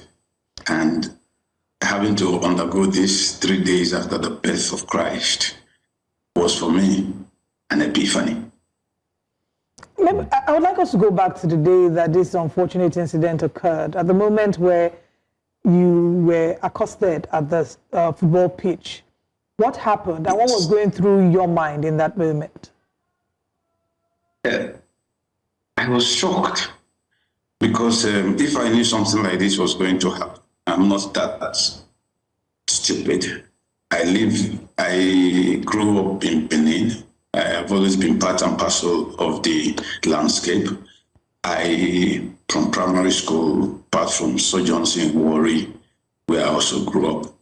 And in the last 10 to 15 years, I've relocated back to Benin after I retired as a managing director with Dar Communications. That was December 2013. I've returned to Benin. I've run to be governor, and I've then come from broadcasting, prior to that, filmmaking and being a university lecturer, into farming. So I farm in Benin. I have both a livestock cattle ranch and a rice production set up in Benin. So I play football every Saturday and Sunday with the ex-footballers. I also used to play football as a younger person. So that day was the end of year. And that day, normally every end of year, as the patron of the Uwa All-Stars in Benin, and the Edo All-Stars also in Benin, I usually we join to do a Christmas celebration. So that day I brought rice for my brothers, so that everybody goes on with at least 10 kg of rice as part of my communal engagement with my persons. So the first half just ended, and I just went to sit so as to take a glass of water or something. And these persons I have never known before just ran at me, brandishing, opening their hand, brandishing guns and stuff. I was shocked. I was shocked. That is the least I could say. Shocked. And that was how I started. And I'm sure because of the guns they were brandishing, I was told off my feet, dragged back into the football pitch, almost bare-chested.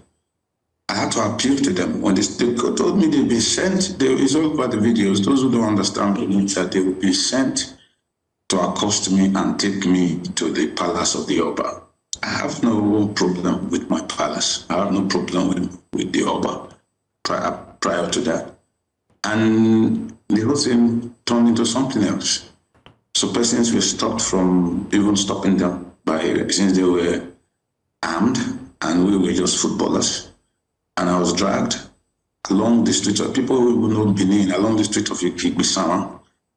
I was taken from just beside our primary school shares the same compound with the St. Joseph Catholic Church, one of the first churches in Benin. And ironically, a piece of land where my great-grandfather had donated to the Catholic Church years ago in the early parts of the last century. And I was dragged along until they got me to Apapava. Apapava is a major thoroughfare that houses almost all the commercial places in Benin, banks, and the Holy Arosa Church. The Holy Arosa Church was founded around 1550, when the white people first came to Benin, when the Portuguese came to Benin. That's why they call that place Apapava, which is actually Papavaya. That is the Pope's road which was changed to Akbawa in Edo language. So, and I got there, they stripped me naked. When I say naked, I was wearing a yellow football jersey, and I was stripped there.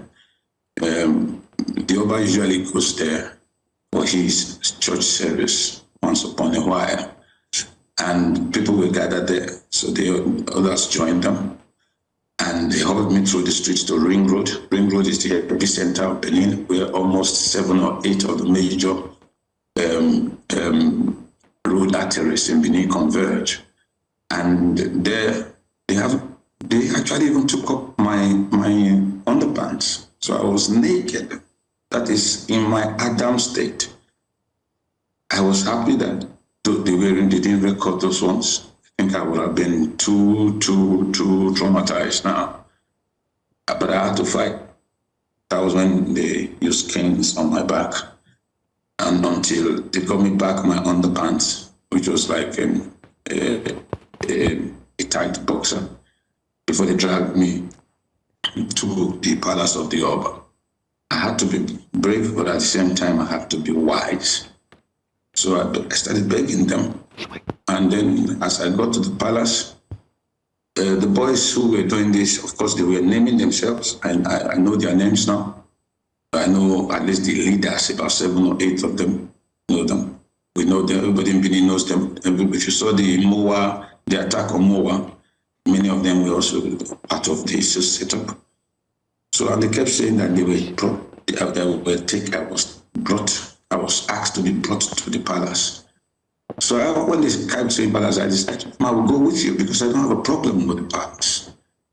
By the time we got in there, that was what they were telling me that my crime was that I went to London during a meet and greet between the ex-governor, my elder brother, my first cousin, Pedro Obaseki, where after addressing the crowd, that was on the 30th of November, I ended by saying, Edo here la talk bay.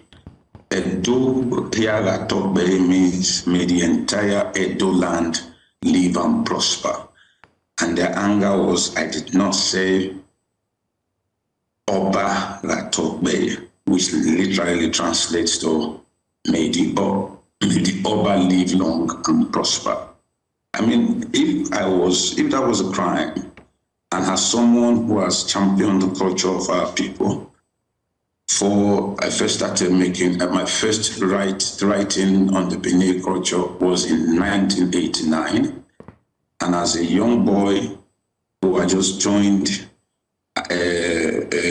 drama and theater growing up, I was in the very first IMU Port of Life, which I was barely 16 or 17. Now I'm almost 59. So if you minus it, I've been in this business of promoting my culture for more than 42 years. And I still remain the only Edo man who have been awarded by the palace, particularly by the palace of the father of the present king.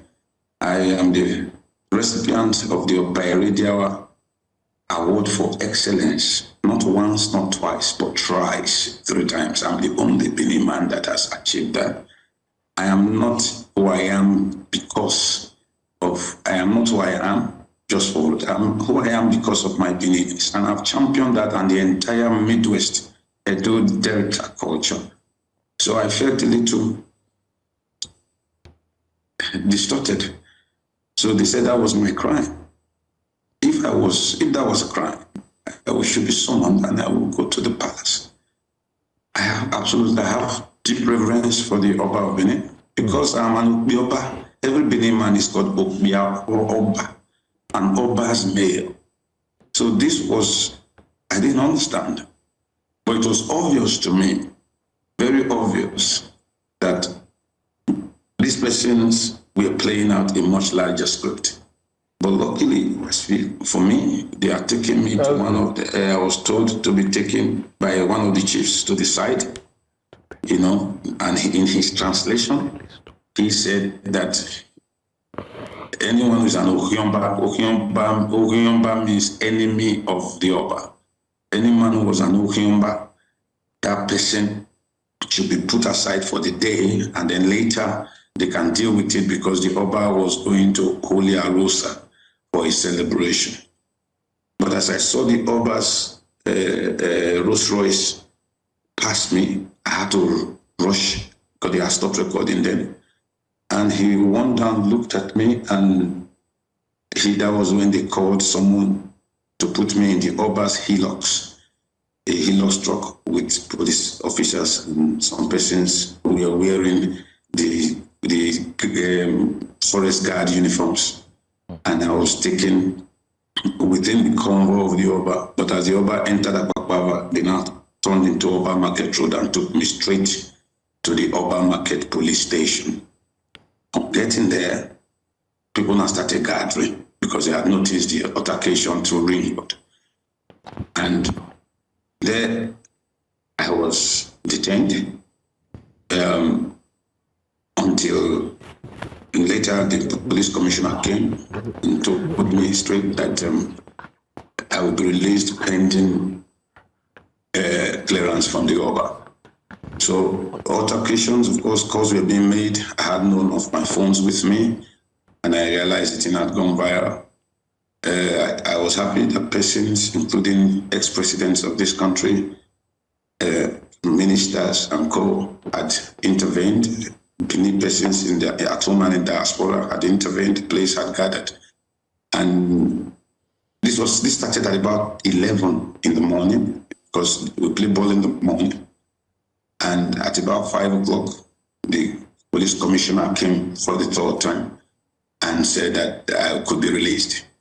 But what shocked me was when he said, and the Oba said he was in pressing charges. And I was shocked. Pressing charges. They also said during the whole altercation that I was going to be the first in the elemental attack on anybody called Obaseki. And they deal with me. Maybe and Godwin should come to Benin. I didn't know why they keep placing me and Godwin. They will also do same to the ex-governor. And in fact, I did not see this as just an attack on me. It was an attack on not just the other Obaseki nation. Tomorrow it could be you, it could be you, it could be the next person. And that is just it. I think I'm a victim of a much more institutional arrangement, and I will not take this lie low. By the grace of God, this will free all of us. Because now, Edo Dr. Obaseki is not what we saw. Yes, sir. Dr. Obaseki, thank you so much. I know it's never easy relieving this, your harrowing experience. Thank you for giving us a full picture of what transpired that day. Very, very sad, and hearts really go out to you. I was going to ask you a question before you got to the law enforcement part about, Nigerian police, and if nobody came to your rescue while you were going through this ordeal, but you actually told us that you were detained by members of the Nigerian police. And my next question is, how do you want to seek redress when the Nigerian police seems to be a party that has contributed to your sad experience? What's the next step forward for you? How do you plan to seek redress, knowing that your rights have been grossly violated and you've been humiliated in such a manner? You see, Benisi is a born is a human. The first thing to keep us in no say we not go drive. That the river may drown doesn't mean we shouldn't still drink water or swim in it. I understand my fundamental rights under the 1999 Constitution of the Federal Republic of Nigeria as amended, particularly the rights to dignity of the human person and personal liberty. I also understand in the Police Act, police regulations and established professional standards governing lawful arrest and detention. I also understand Nigeria's obligation under regional and international human rights, that prohibits such degrading treatment, arbitrary detention, and prohibiting torture. So because of this, I have decided to seek redress both criminally and civilly. I have the list and names of those persons who have involved, particularly the ringleaders like Osaze Adum, who everybody calls him Bini Kapotwe, Osayande Obakawaye, the man or the young guy that was on the white shirt that was pulling me, and the one on the blue shorts. Osamede Nomulese Rio, Osamia Fan, who is actually a night watchman, just being in the palace there. They call him Sis Guy. I know them. People in Benin know them. So I'm asking that persons who have so brazenly, publicly, and streamed live my kidnap and abduction should be brought to book, except Nigeria no longer exists as a nation of laws. I am not going to stop there. I think that I am going to seek an order that there should be an immediate and impartial investigation into the actions of the persons that were involved in my abduction, my assault and detention. Okay. I'm going to ask that they determine the role of any of the officers, anybody who were involved in my unlawful detention and in making my release contingent upon a non-state authority. And I will also ask that there is appropriate disciplinary and criminal proceedings against all persons if they are found culpable, regardless of status and affiliation. Okay. And I ask that the Nigerian government, the apparatus of state, safeguard my life, liberty, and that of my family in the light of the very explicit threats they made against me during the incident. You see, the videos weren't done by me. The videos were also done by persons sympathetic to me. They were done by persons who wanted to disgrace, humiliate, and destroy me mentally and psychosomatically. So I see that as the hand of God. Because if there was no recordings and I had gone through this albeit unknown, it would just be me screaming and it would be my words against theirs. No, it is their videos against them. I was just the victim in the picture. All right. But this victim is not going to remain a victim. My victimization is the last. Because that is not who Edo people are. That is not a representation of us. What you saw was the worst of us being used to elementally gag, tag, disgrace, abduct, beat, dehumanize the best and the rest of us.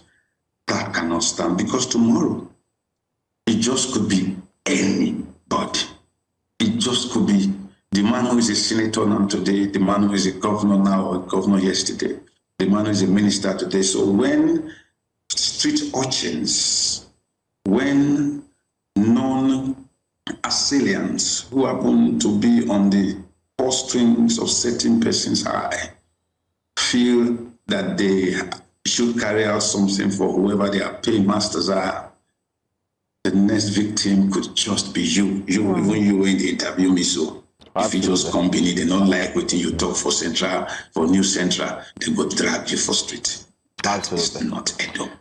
Well, we sympathize with you, Dr. Pedro Obaseki. I want to thank you so much for speaking with us, and we hope that in subsequent programming, we'll try and reach out to you again to find out other angles to this conversation if it was politically motivated, because, I mean, they've also highlighted a name significant and close to you as well before carrying out that act. But because of time, we're out of time. We need to go for the news. And as a broadcaster yourself, you do understand where we are. Thank you so much for joining us. We would extend another invitation to you, and we hope that you will be willing to join us again. And we hope that you find justice. Absolutely.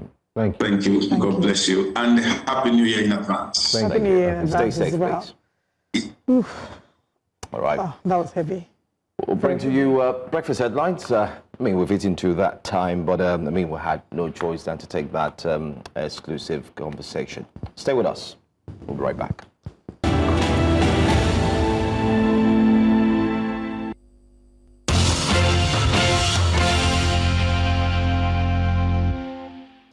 quite a sobering conversation we had before we went on that quick break with Mr. Obaseki, Dr. Obaseki, who shared the harrowing details of how he was abused. And I think that's a conversation we'll start breakfast headlines with. We're joined this morning by Public Affairs Analyst Dotun Ojon. Good morning, and thank you for joining us. Good morning. Good morning, Mr. Dotun Ojon. Good morning. Great to have you. Yeah, On the day that it's not, I mean, yesterday was a Black Monday in Nigeria. Terrible, terrible, Really, terrible. really It's sad. like a black- we had Black reports Tuesday. of 6 staff of NTA Gombe. They lost their lives in a road accident on their way back from a wedding. And it's just, And they went to Then- the wedding of their colleague. yeah, terrible. And then, Our hearts go out to the entire. yeah, Anthony Joshua's death, Anthony Joshua's friend's death, you know, based off the accident as well.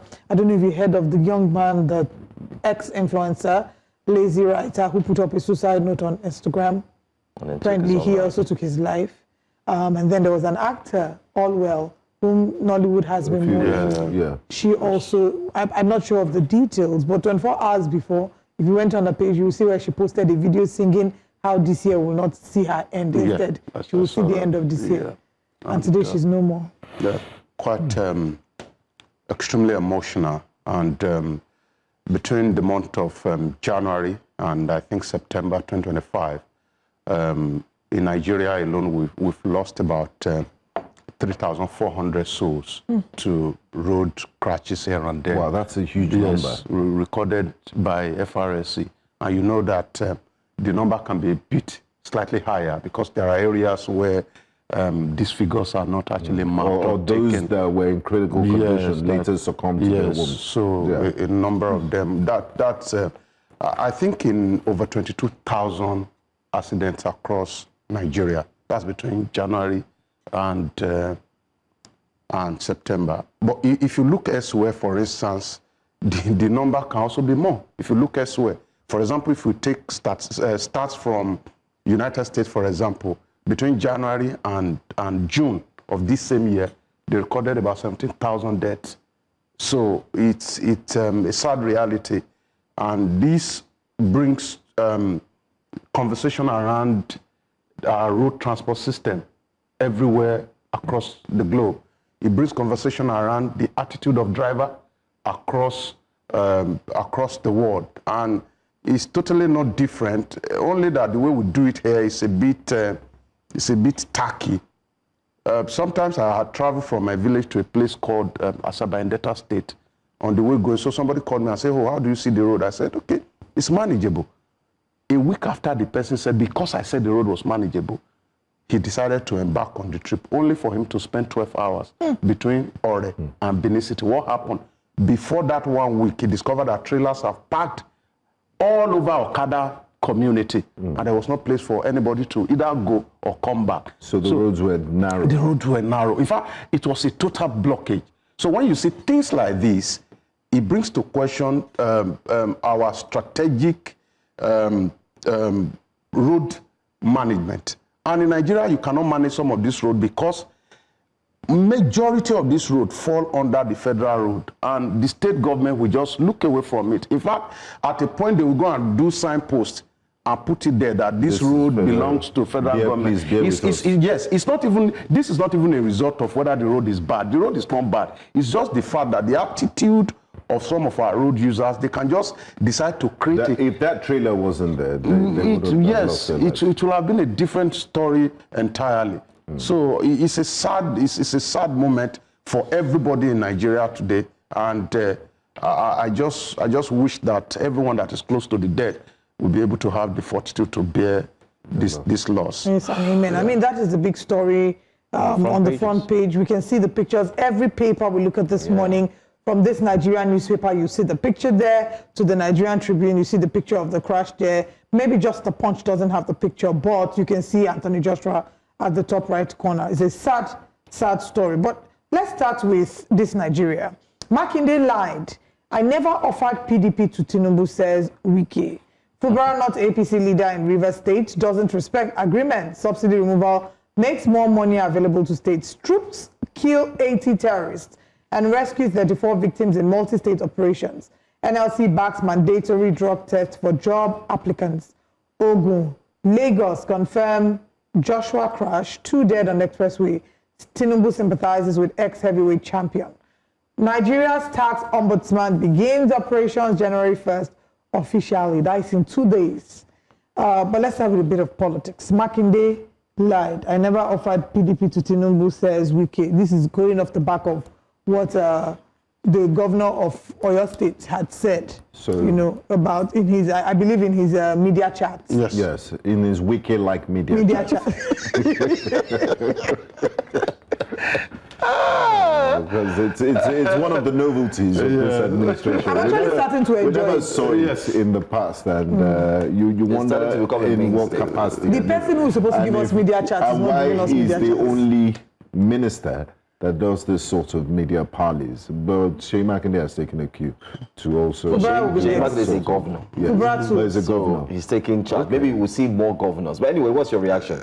So where do we start from? Let's start with... And is it a distraction from the real issues we should be talking about? Proper governance. And, you know, people have criticized it and said, look at what they've reduced journalists to. Because so they say it's high-level gossip. Conversation, communication, and deliberations are all essential part of democracy. So at every point in time, people will need to speak. People will need to talk. Now, the point will now be, what are we talking about? What is the impact of our talk on the lives of our people? And I think that's very clear. For example, if you had a media chat, and I'm a governor of Ondo State. If I were governor of Ondo State and I'm having a media chat, for example, and everything I'm talking about is about Osun State, then something is wrong with me. Because I should be focused on what will benefit my people and how the politics I'm talking about will be beneficial to my people. But having said that, there are a few things here. You know, when the media chat was going on with Governor of Oyo State, yes, he never mentioned the part that the federal government supported him. So he put a question mark on, that's during the blast in Ibadan. He put a question mark on a lot of things that he said. On the other hand, Wike is a man known for this particular phrase, agreement na agreement. I believe that when they were having this conversation with the now president, there were a few agreements that were entered into. One of them, I believe, is that the governor will be able to give the name of the person that's going to be minister from Oyo State. If they did not respect this agreement, then they've broken agreement. So if you are saying that you never offer PDP to the president, every of your action has actually suggested that you have actually given PDP to the president. Though you say you never said so, but your action is supporting that fact. And I'm not just going to blame Wike for anything. I was on this program the other day, and I said that if Wike had jumped out of PDP, the way every other leader in PDP had jumped out, PDP would have died before now.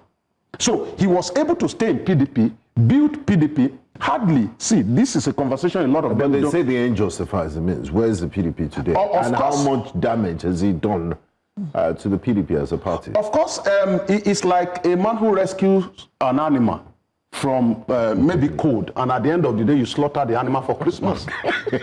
So we are waiting for who will blame you for slaughtering the animal, because in the first place you have rescued the animal. And I think that's the clear scenario of what has happened. Absolutely. So I'm not blaming him for anything. The destiny of PDP has been decided before now. Because when you put an entire party into the hand of one person to support, to sponsor, you have decided the destiny of the party.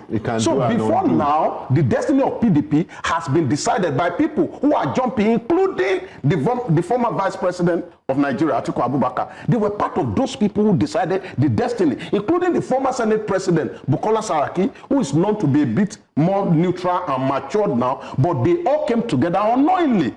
When you leave a political party, you are deciding the destiny of the party. So they've decided the destiny of the party now. They've put it into the hand of a man who is willing to slaughter the party. Because now he has made it very clear that he is going to support the sitting president. He rescued the party from the cold so he can do and undo. Of course, that's exactly what has happened. You remember that he even came on air to say that when, let me use this word, he said, when the dancing governor took nomination form, according to him, he said he called him.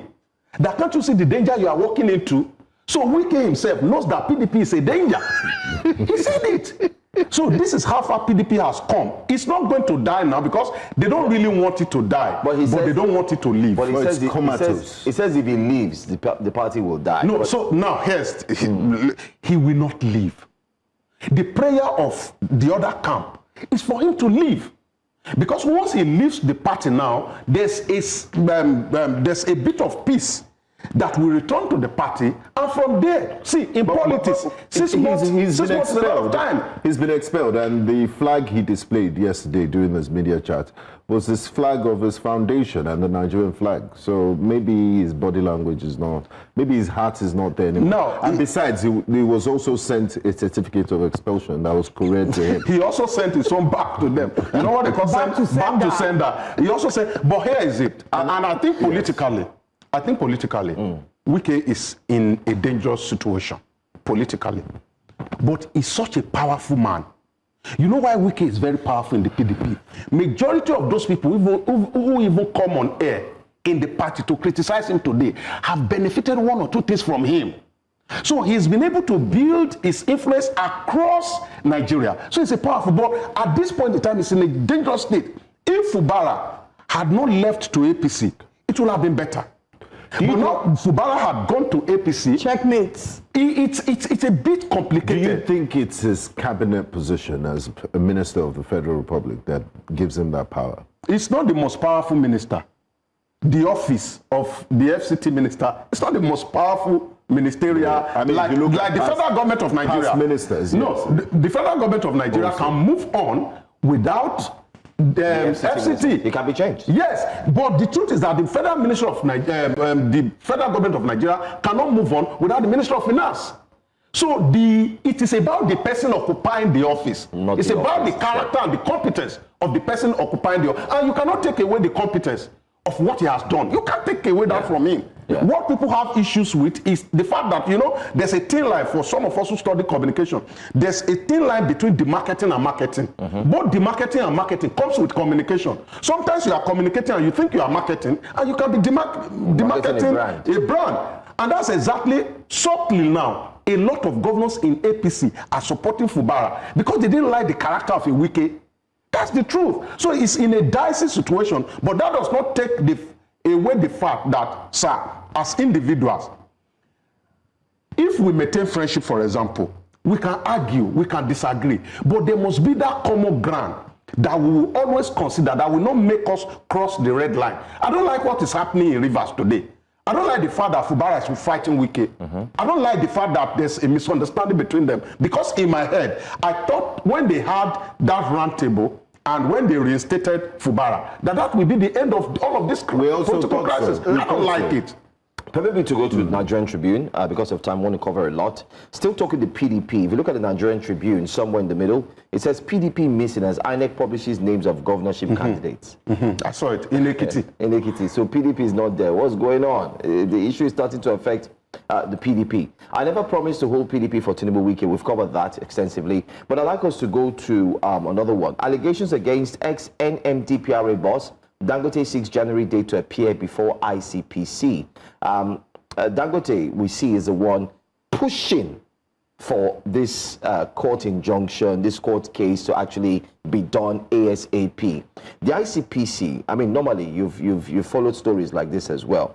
Should it have taken this long before the ICPC will actually come back? And should he still be investigated, knowing that the man has resigned his appointment? No, that's what Nigeria call for, but they are on holiday. Everybody's on holiday now. When we resume by January, we pick that. But again, it tells of the fact that you need a bit of capacity to be able to push some things through in Nigeria. Political will. If this had happened to an ordinary person, the man would just have resigned, and that would have been the end of it. And I've said it repeatedly. Like the minister of the immediate past minister of Science and Technology that forged a certificate from UNN. And nothing seemed to have happened. And nothing has happened. No, it's terrible. Okay, it's bow and go out. Bow and go out. Okay. It's terrible. Go so and sing no more. You need some kind of power to be able to push some of these things through. In Nigeria, you know, we are similarly cursed with a weekly news. The news of this week will swallow the event of last week, and nobody will just move on like that. And that's why we have extended this attitude to every part of our life. That's why we don't get to ask questions. And since Buhari won 2019 election, I almost gave up, because the performance of Buhari between 2015 and 2019 should not have earned him a 2019 victory. But it tells you that once an event comes, once there's rise on the day of election, our brain goes on recess. We don't even remember what happens again. And we just move on like that. Okay, on YouTube, and a sausage snack. Fresh. Very fresh one. All right, on YouTube, Mokunye Chukwemeka says, Wike has done more damage than good to the PDP. Wike just wants to stay relevant. The lack of focus is why policies are announced today and abandoned tomorrow, even withdrawing to review, according to Olumide Alade, which leads me to our next story. New tax laws will help, not hurt airlines, Tax Reform Committee says on the front page of the Nigerian Tribune. And if you go back to this Nigeria, it says, Nigeria's tax ombudsman begins operations January 1st. So even with all the back and forth. Let's begin with the airlines, because I listened to the chairman of Airpeace. I listened to the chairman of Airpeace, and I love the analysis. But of course, I haven't experienced what he was talking about. What I experienced is totally different, because I just took my calculator and I tabulated it, and I look at the airfares that I've paid in some of the areas in international flight. We did let's even look at within Europe. Yes. Amsterdam to any part of Amsterdam to France, Amsterdam to Rome, Rome to any part of. Just look at make the calculations. It was false information that we pay some of the highest rates for 1 hour. I'm trying to just put the logic together, because I actually sat down, and you know what he did? He just went. You know, there are some airlines that are naturally expensive. They are like the A-list airline. You can't just pick that one and be comparing it with what we have. We travel with those smaller ones that you don't have to carry plenty luggage. You travel to them and you are okay. In fact, it's so annoying. Propeller, all of these propeller aeroplanes that make a whole lot of all of this chinkiny kind of this thing. You even enter them in Nigeria, they make you pay that much. I was saying it the other day. I was traveling from here to Akure, 300,000. 300,000 was what the plane is like this, so from here to here. It doesn't even stand up properly. That's what you call the colloquy of the aviation industry. So it's unfair to have this kind of one-sided conversation. And I hope that this tax issue, because they've been complaining about paying tax, they must restructure it. Now they are kidnapping people on the road. And now people cannot fly. Do you want them to die at one spot? You know what's even worse? They're kidnapping people when their mothers and their wives and their sisters go out to protest in Kwara. Thugs are flogging them. It's not fair enough. But let's look at the Nigerian Tribune, which we would segue to a conversation. We do have a guest who's joining us live. Nigerian Tribune on the front page says, troops kill 80 terrorists, rescue 34 victims in multi-state operations. We've started to see action from the security chiefs as well. Yeah. And many are saying that this is as a result of Donald Trump's statement, which kind of like sparked a fire. And talking about sparking a fire, just a few days ago, we do hear of the U.S. airstrikes in Sokoto, where many said it was a residential area, some said it was a terrorist hideout, and confirmation has indeed come. But for us here on News Central, we do have an eyewitness who happened to be within that area when all of this did happen. Joining us now very quickly as we would go back to the papers with our in-studio guest. But let's quickly have lawyer, public affairs analyst and former secretary, NBA Nigeria Bar Association, Benin City branch, Mr. Umar Aminu Kalugo, Esquire, joins us this morning. Thank you so much for taking time out to join us this time. Good morning. Good morning, my pleasure. All right. We're still on the papers, but let's quickly take a little pause and speak with you. You say you were an eyewitness on what did happen within the Sokoto axis. And better still, we also heard that the Kwara and all of that. Can you share with us what you did see? From the onset, I need to clarify. Okay. Indeed, I am not an eyewitness. I have to say. Okay. But that's it. As all Nigerians are aware, it is a great story that have underpinned attention in the country. And from where I am in Benin City, I think it is not more than roughly just 100 kilometers from Yabo, one of the towns where this bomb landed. So that's the position. particularly regarding my personal knowledge on the issue. Okay, so what's your take on the current issue right now, especially for those who are claiming that what took place in Sokoto was not meant to happen? It was a wrong target. They should have targeted areas in Sambisa Forest and also talk about the other places like Borno, the hotspot areas as well.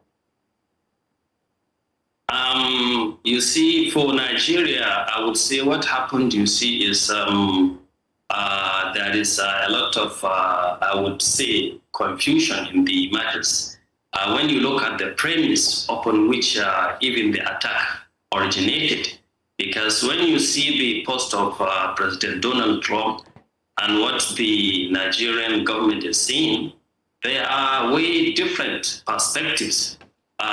If considering even the primordial issue that even ended with this strike, I think what people are saying is that this area, particularly the Jabo area, is relatively calm.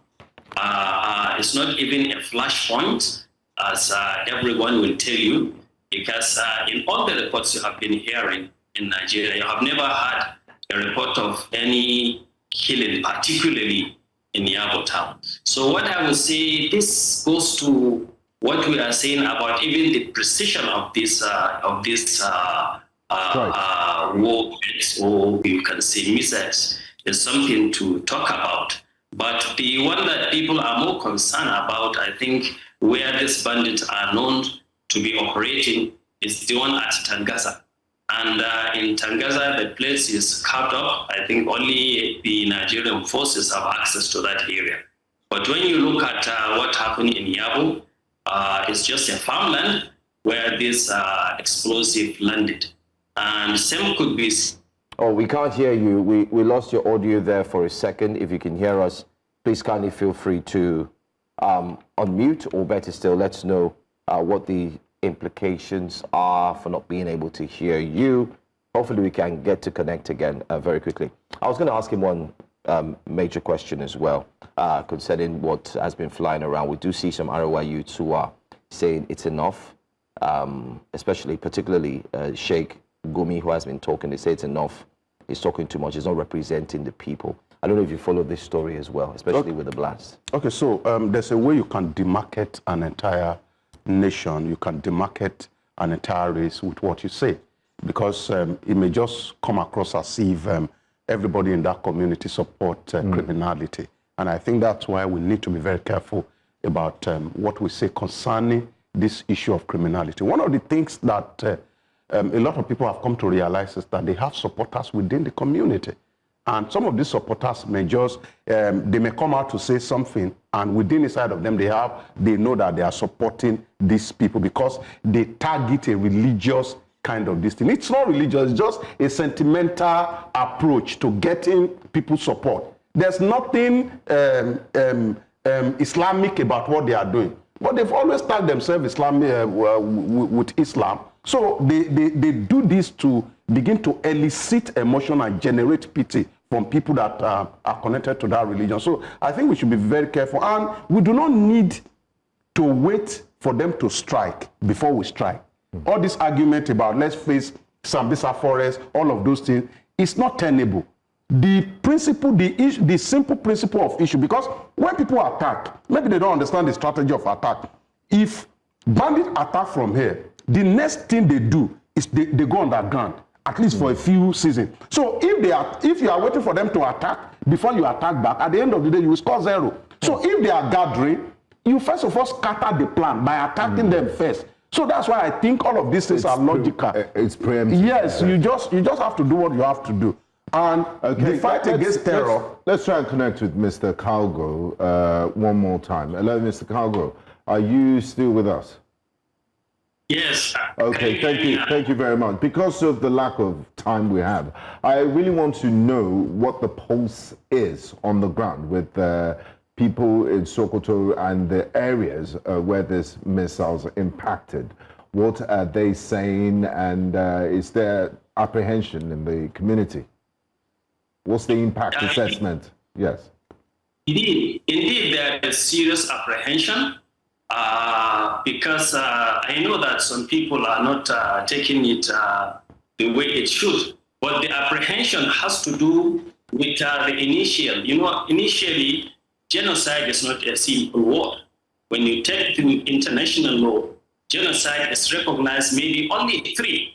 From the Nuremberg, you have the Srebrenica and the Rwandan genocide. So when US is talking about Christian genocide, we know how Trump talks. He talks about white genocide in South Africa. If US is and Nigeria, we know the position of Nigeria then. Say that's not the situation in Nigeria. US should come and act in accordance with Nigeria from the same perspective that we are finding bandits. But inflammatory words can further divide this country. I think that's the apprehension that is here in Sokoto. The bandits, I mean, the local population and Muslims suffer from the bandits from greater than any other people. So I think that's the misconnect that is giving a lot of apprehension to people down here, so that you hear some of the reactions that you get. All right. Also, there's been certain reactions to Sheikh Gumi and his role in, some would say he has been speaking for the bandits, but I want to get your thoughts about it and how you think this should be handled. There are those who have asked that he be interrogated, as they feel that he, in his statements, have spoken in a manner that doesn't seem to support what the government should represent. And it's sympathetic to the terrorists. So let's get your thoughts about him. What I would say about Sheikh Gumi, I think he is a renowned person. And I would say even in the circles, between religious circles, at times he is viewed as controversial. I'm not really aware of the statements he made for me to comment on, but I know he's a figure that not even about politics, about even religious issues he have come several times to be very, very controversial. So in a nutshell, I can give a general statement, but not particular to what he has said, because I have not listened to what he has said pertaining to this issue. All right. Thank you so much for joining us, and thanks for speaking with us this morning here on Breakfast Central. Thanks for your time. My pleasure. All right. Let's come back to the studios and let's go straight to our final paper. That's what we're going to, which happens to be the Punch newspaper. So we can punch the final stories. Yes, and I have a story I want to highlight there on the front page of the Punch newspaper, and also link it to what's going on, what Mr. Calgo just said. Can we please have the front page of the Punch newspaper up? Yes. Fatal crash, Tinubu article, others condole with Joshua. I mean, the events that have happened in the Federal Republic of Nigeria in the last 1 week are cause for concern, and also the Commander-in-Chief of the Armed Forces' whereabouts at this point in time. Mr. Calgo mentioned something very instructive. It says inflammatory words, the apprehension in the North that inflammatory words can further divide the country. Donald Trump's framing, and there's been no counter-narrative from the Nigerian government's communication team. And the President and Commander-in-Chief of the Armed Forces, who's meant to instill confidence and, assuage the fears of his followers, of the people, is the citizens of Nigeria, has not released a statement yet. On the first time in Nigeria's history where a foreign country has participated in, dropping explosive ordinances in our territory, bombing raids in Nigeria. That's number one. A Brigadier General died the other day. Mr. President didn't say anything about it. We've had kidnappings and so many other things. But Mr. President's condolence messages yesterday twice did tweet on the Anthony Joshua issue. What does that? What sort of message does this send? Okay, I think signals. Yes, I think one of the reasons why you have special advisors is once you appoint a special advisor, you have come out to say, I do not have a total control or a complete understanding of this area, and I've appointed somebody to advise me on what to do in this area. I don't know whether you get that point. And the reason why we always look as if we are calling out Mr. President is a failure of some set of people. It doesn't have to be president coming out every time. You know, the president does not even it's not even in direct connect with his social media handles. But the advisors of government have taken that job as an attack role. And most often, there's an adage in Yoruba and a communication strategy. When you want to die with the devil, they say you come with a very, very long spoon. When you want to enter any agreement with Donald Trump, because first you know the way he talks.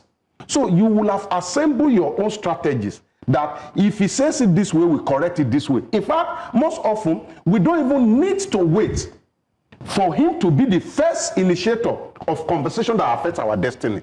What do I mean? The Minister of Foreign Affairs said that he was on call with the War Secretary. Is it the War Secretary of the U.S. or Secretary of State, Marco Rubio? He said he was on call with him 30 minutes before that strike happened. It showed clearly that there was an agreement somewhere. If I were the one advising the president, knowing the person and the personality, the character of Donald Trump, I will not wait for Donald Trump to tweet first. Early morning, that morning, I will have done a suggestive communication in a way that if at the end of the day, Trump communicated, people will have understood that, oh, it was actually an agreement. Now, Nigeria was not... Or they would have agreed to tweet at the same time. Trump will not agree with anybody to tweet at the same time. He will just speak it. It doesn't look as if he has a social media manager. Does it look as if he has a social media manager? Maybe the person just holds this. He's just a man that will just pick his phone and tweet anything. It doesn't matter what the effect will be. So in that regard, I think that repeatedly we've had this issue of public embarrassment of our government and our president. And I think communication is central. You can be this, you can be this. Communication is central to believability. If you want your people to believe you, you get people who will communicate, not fight. There was somebody in the US that in Britain the other time, they were having argument. He now turned to his opponent. He said to lead the government is different from leading a protest. You must know that you are leading a government. You are not leading a protest. Showore can attack people.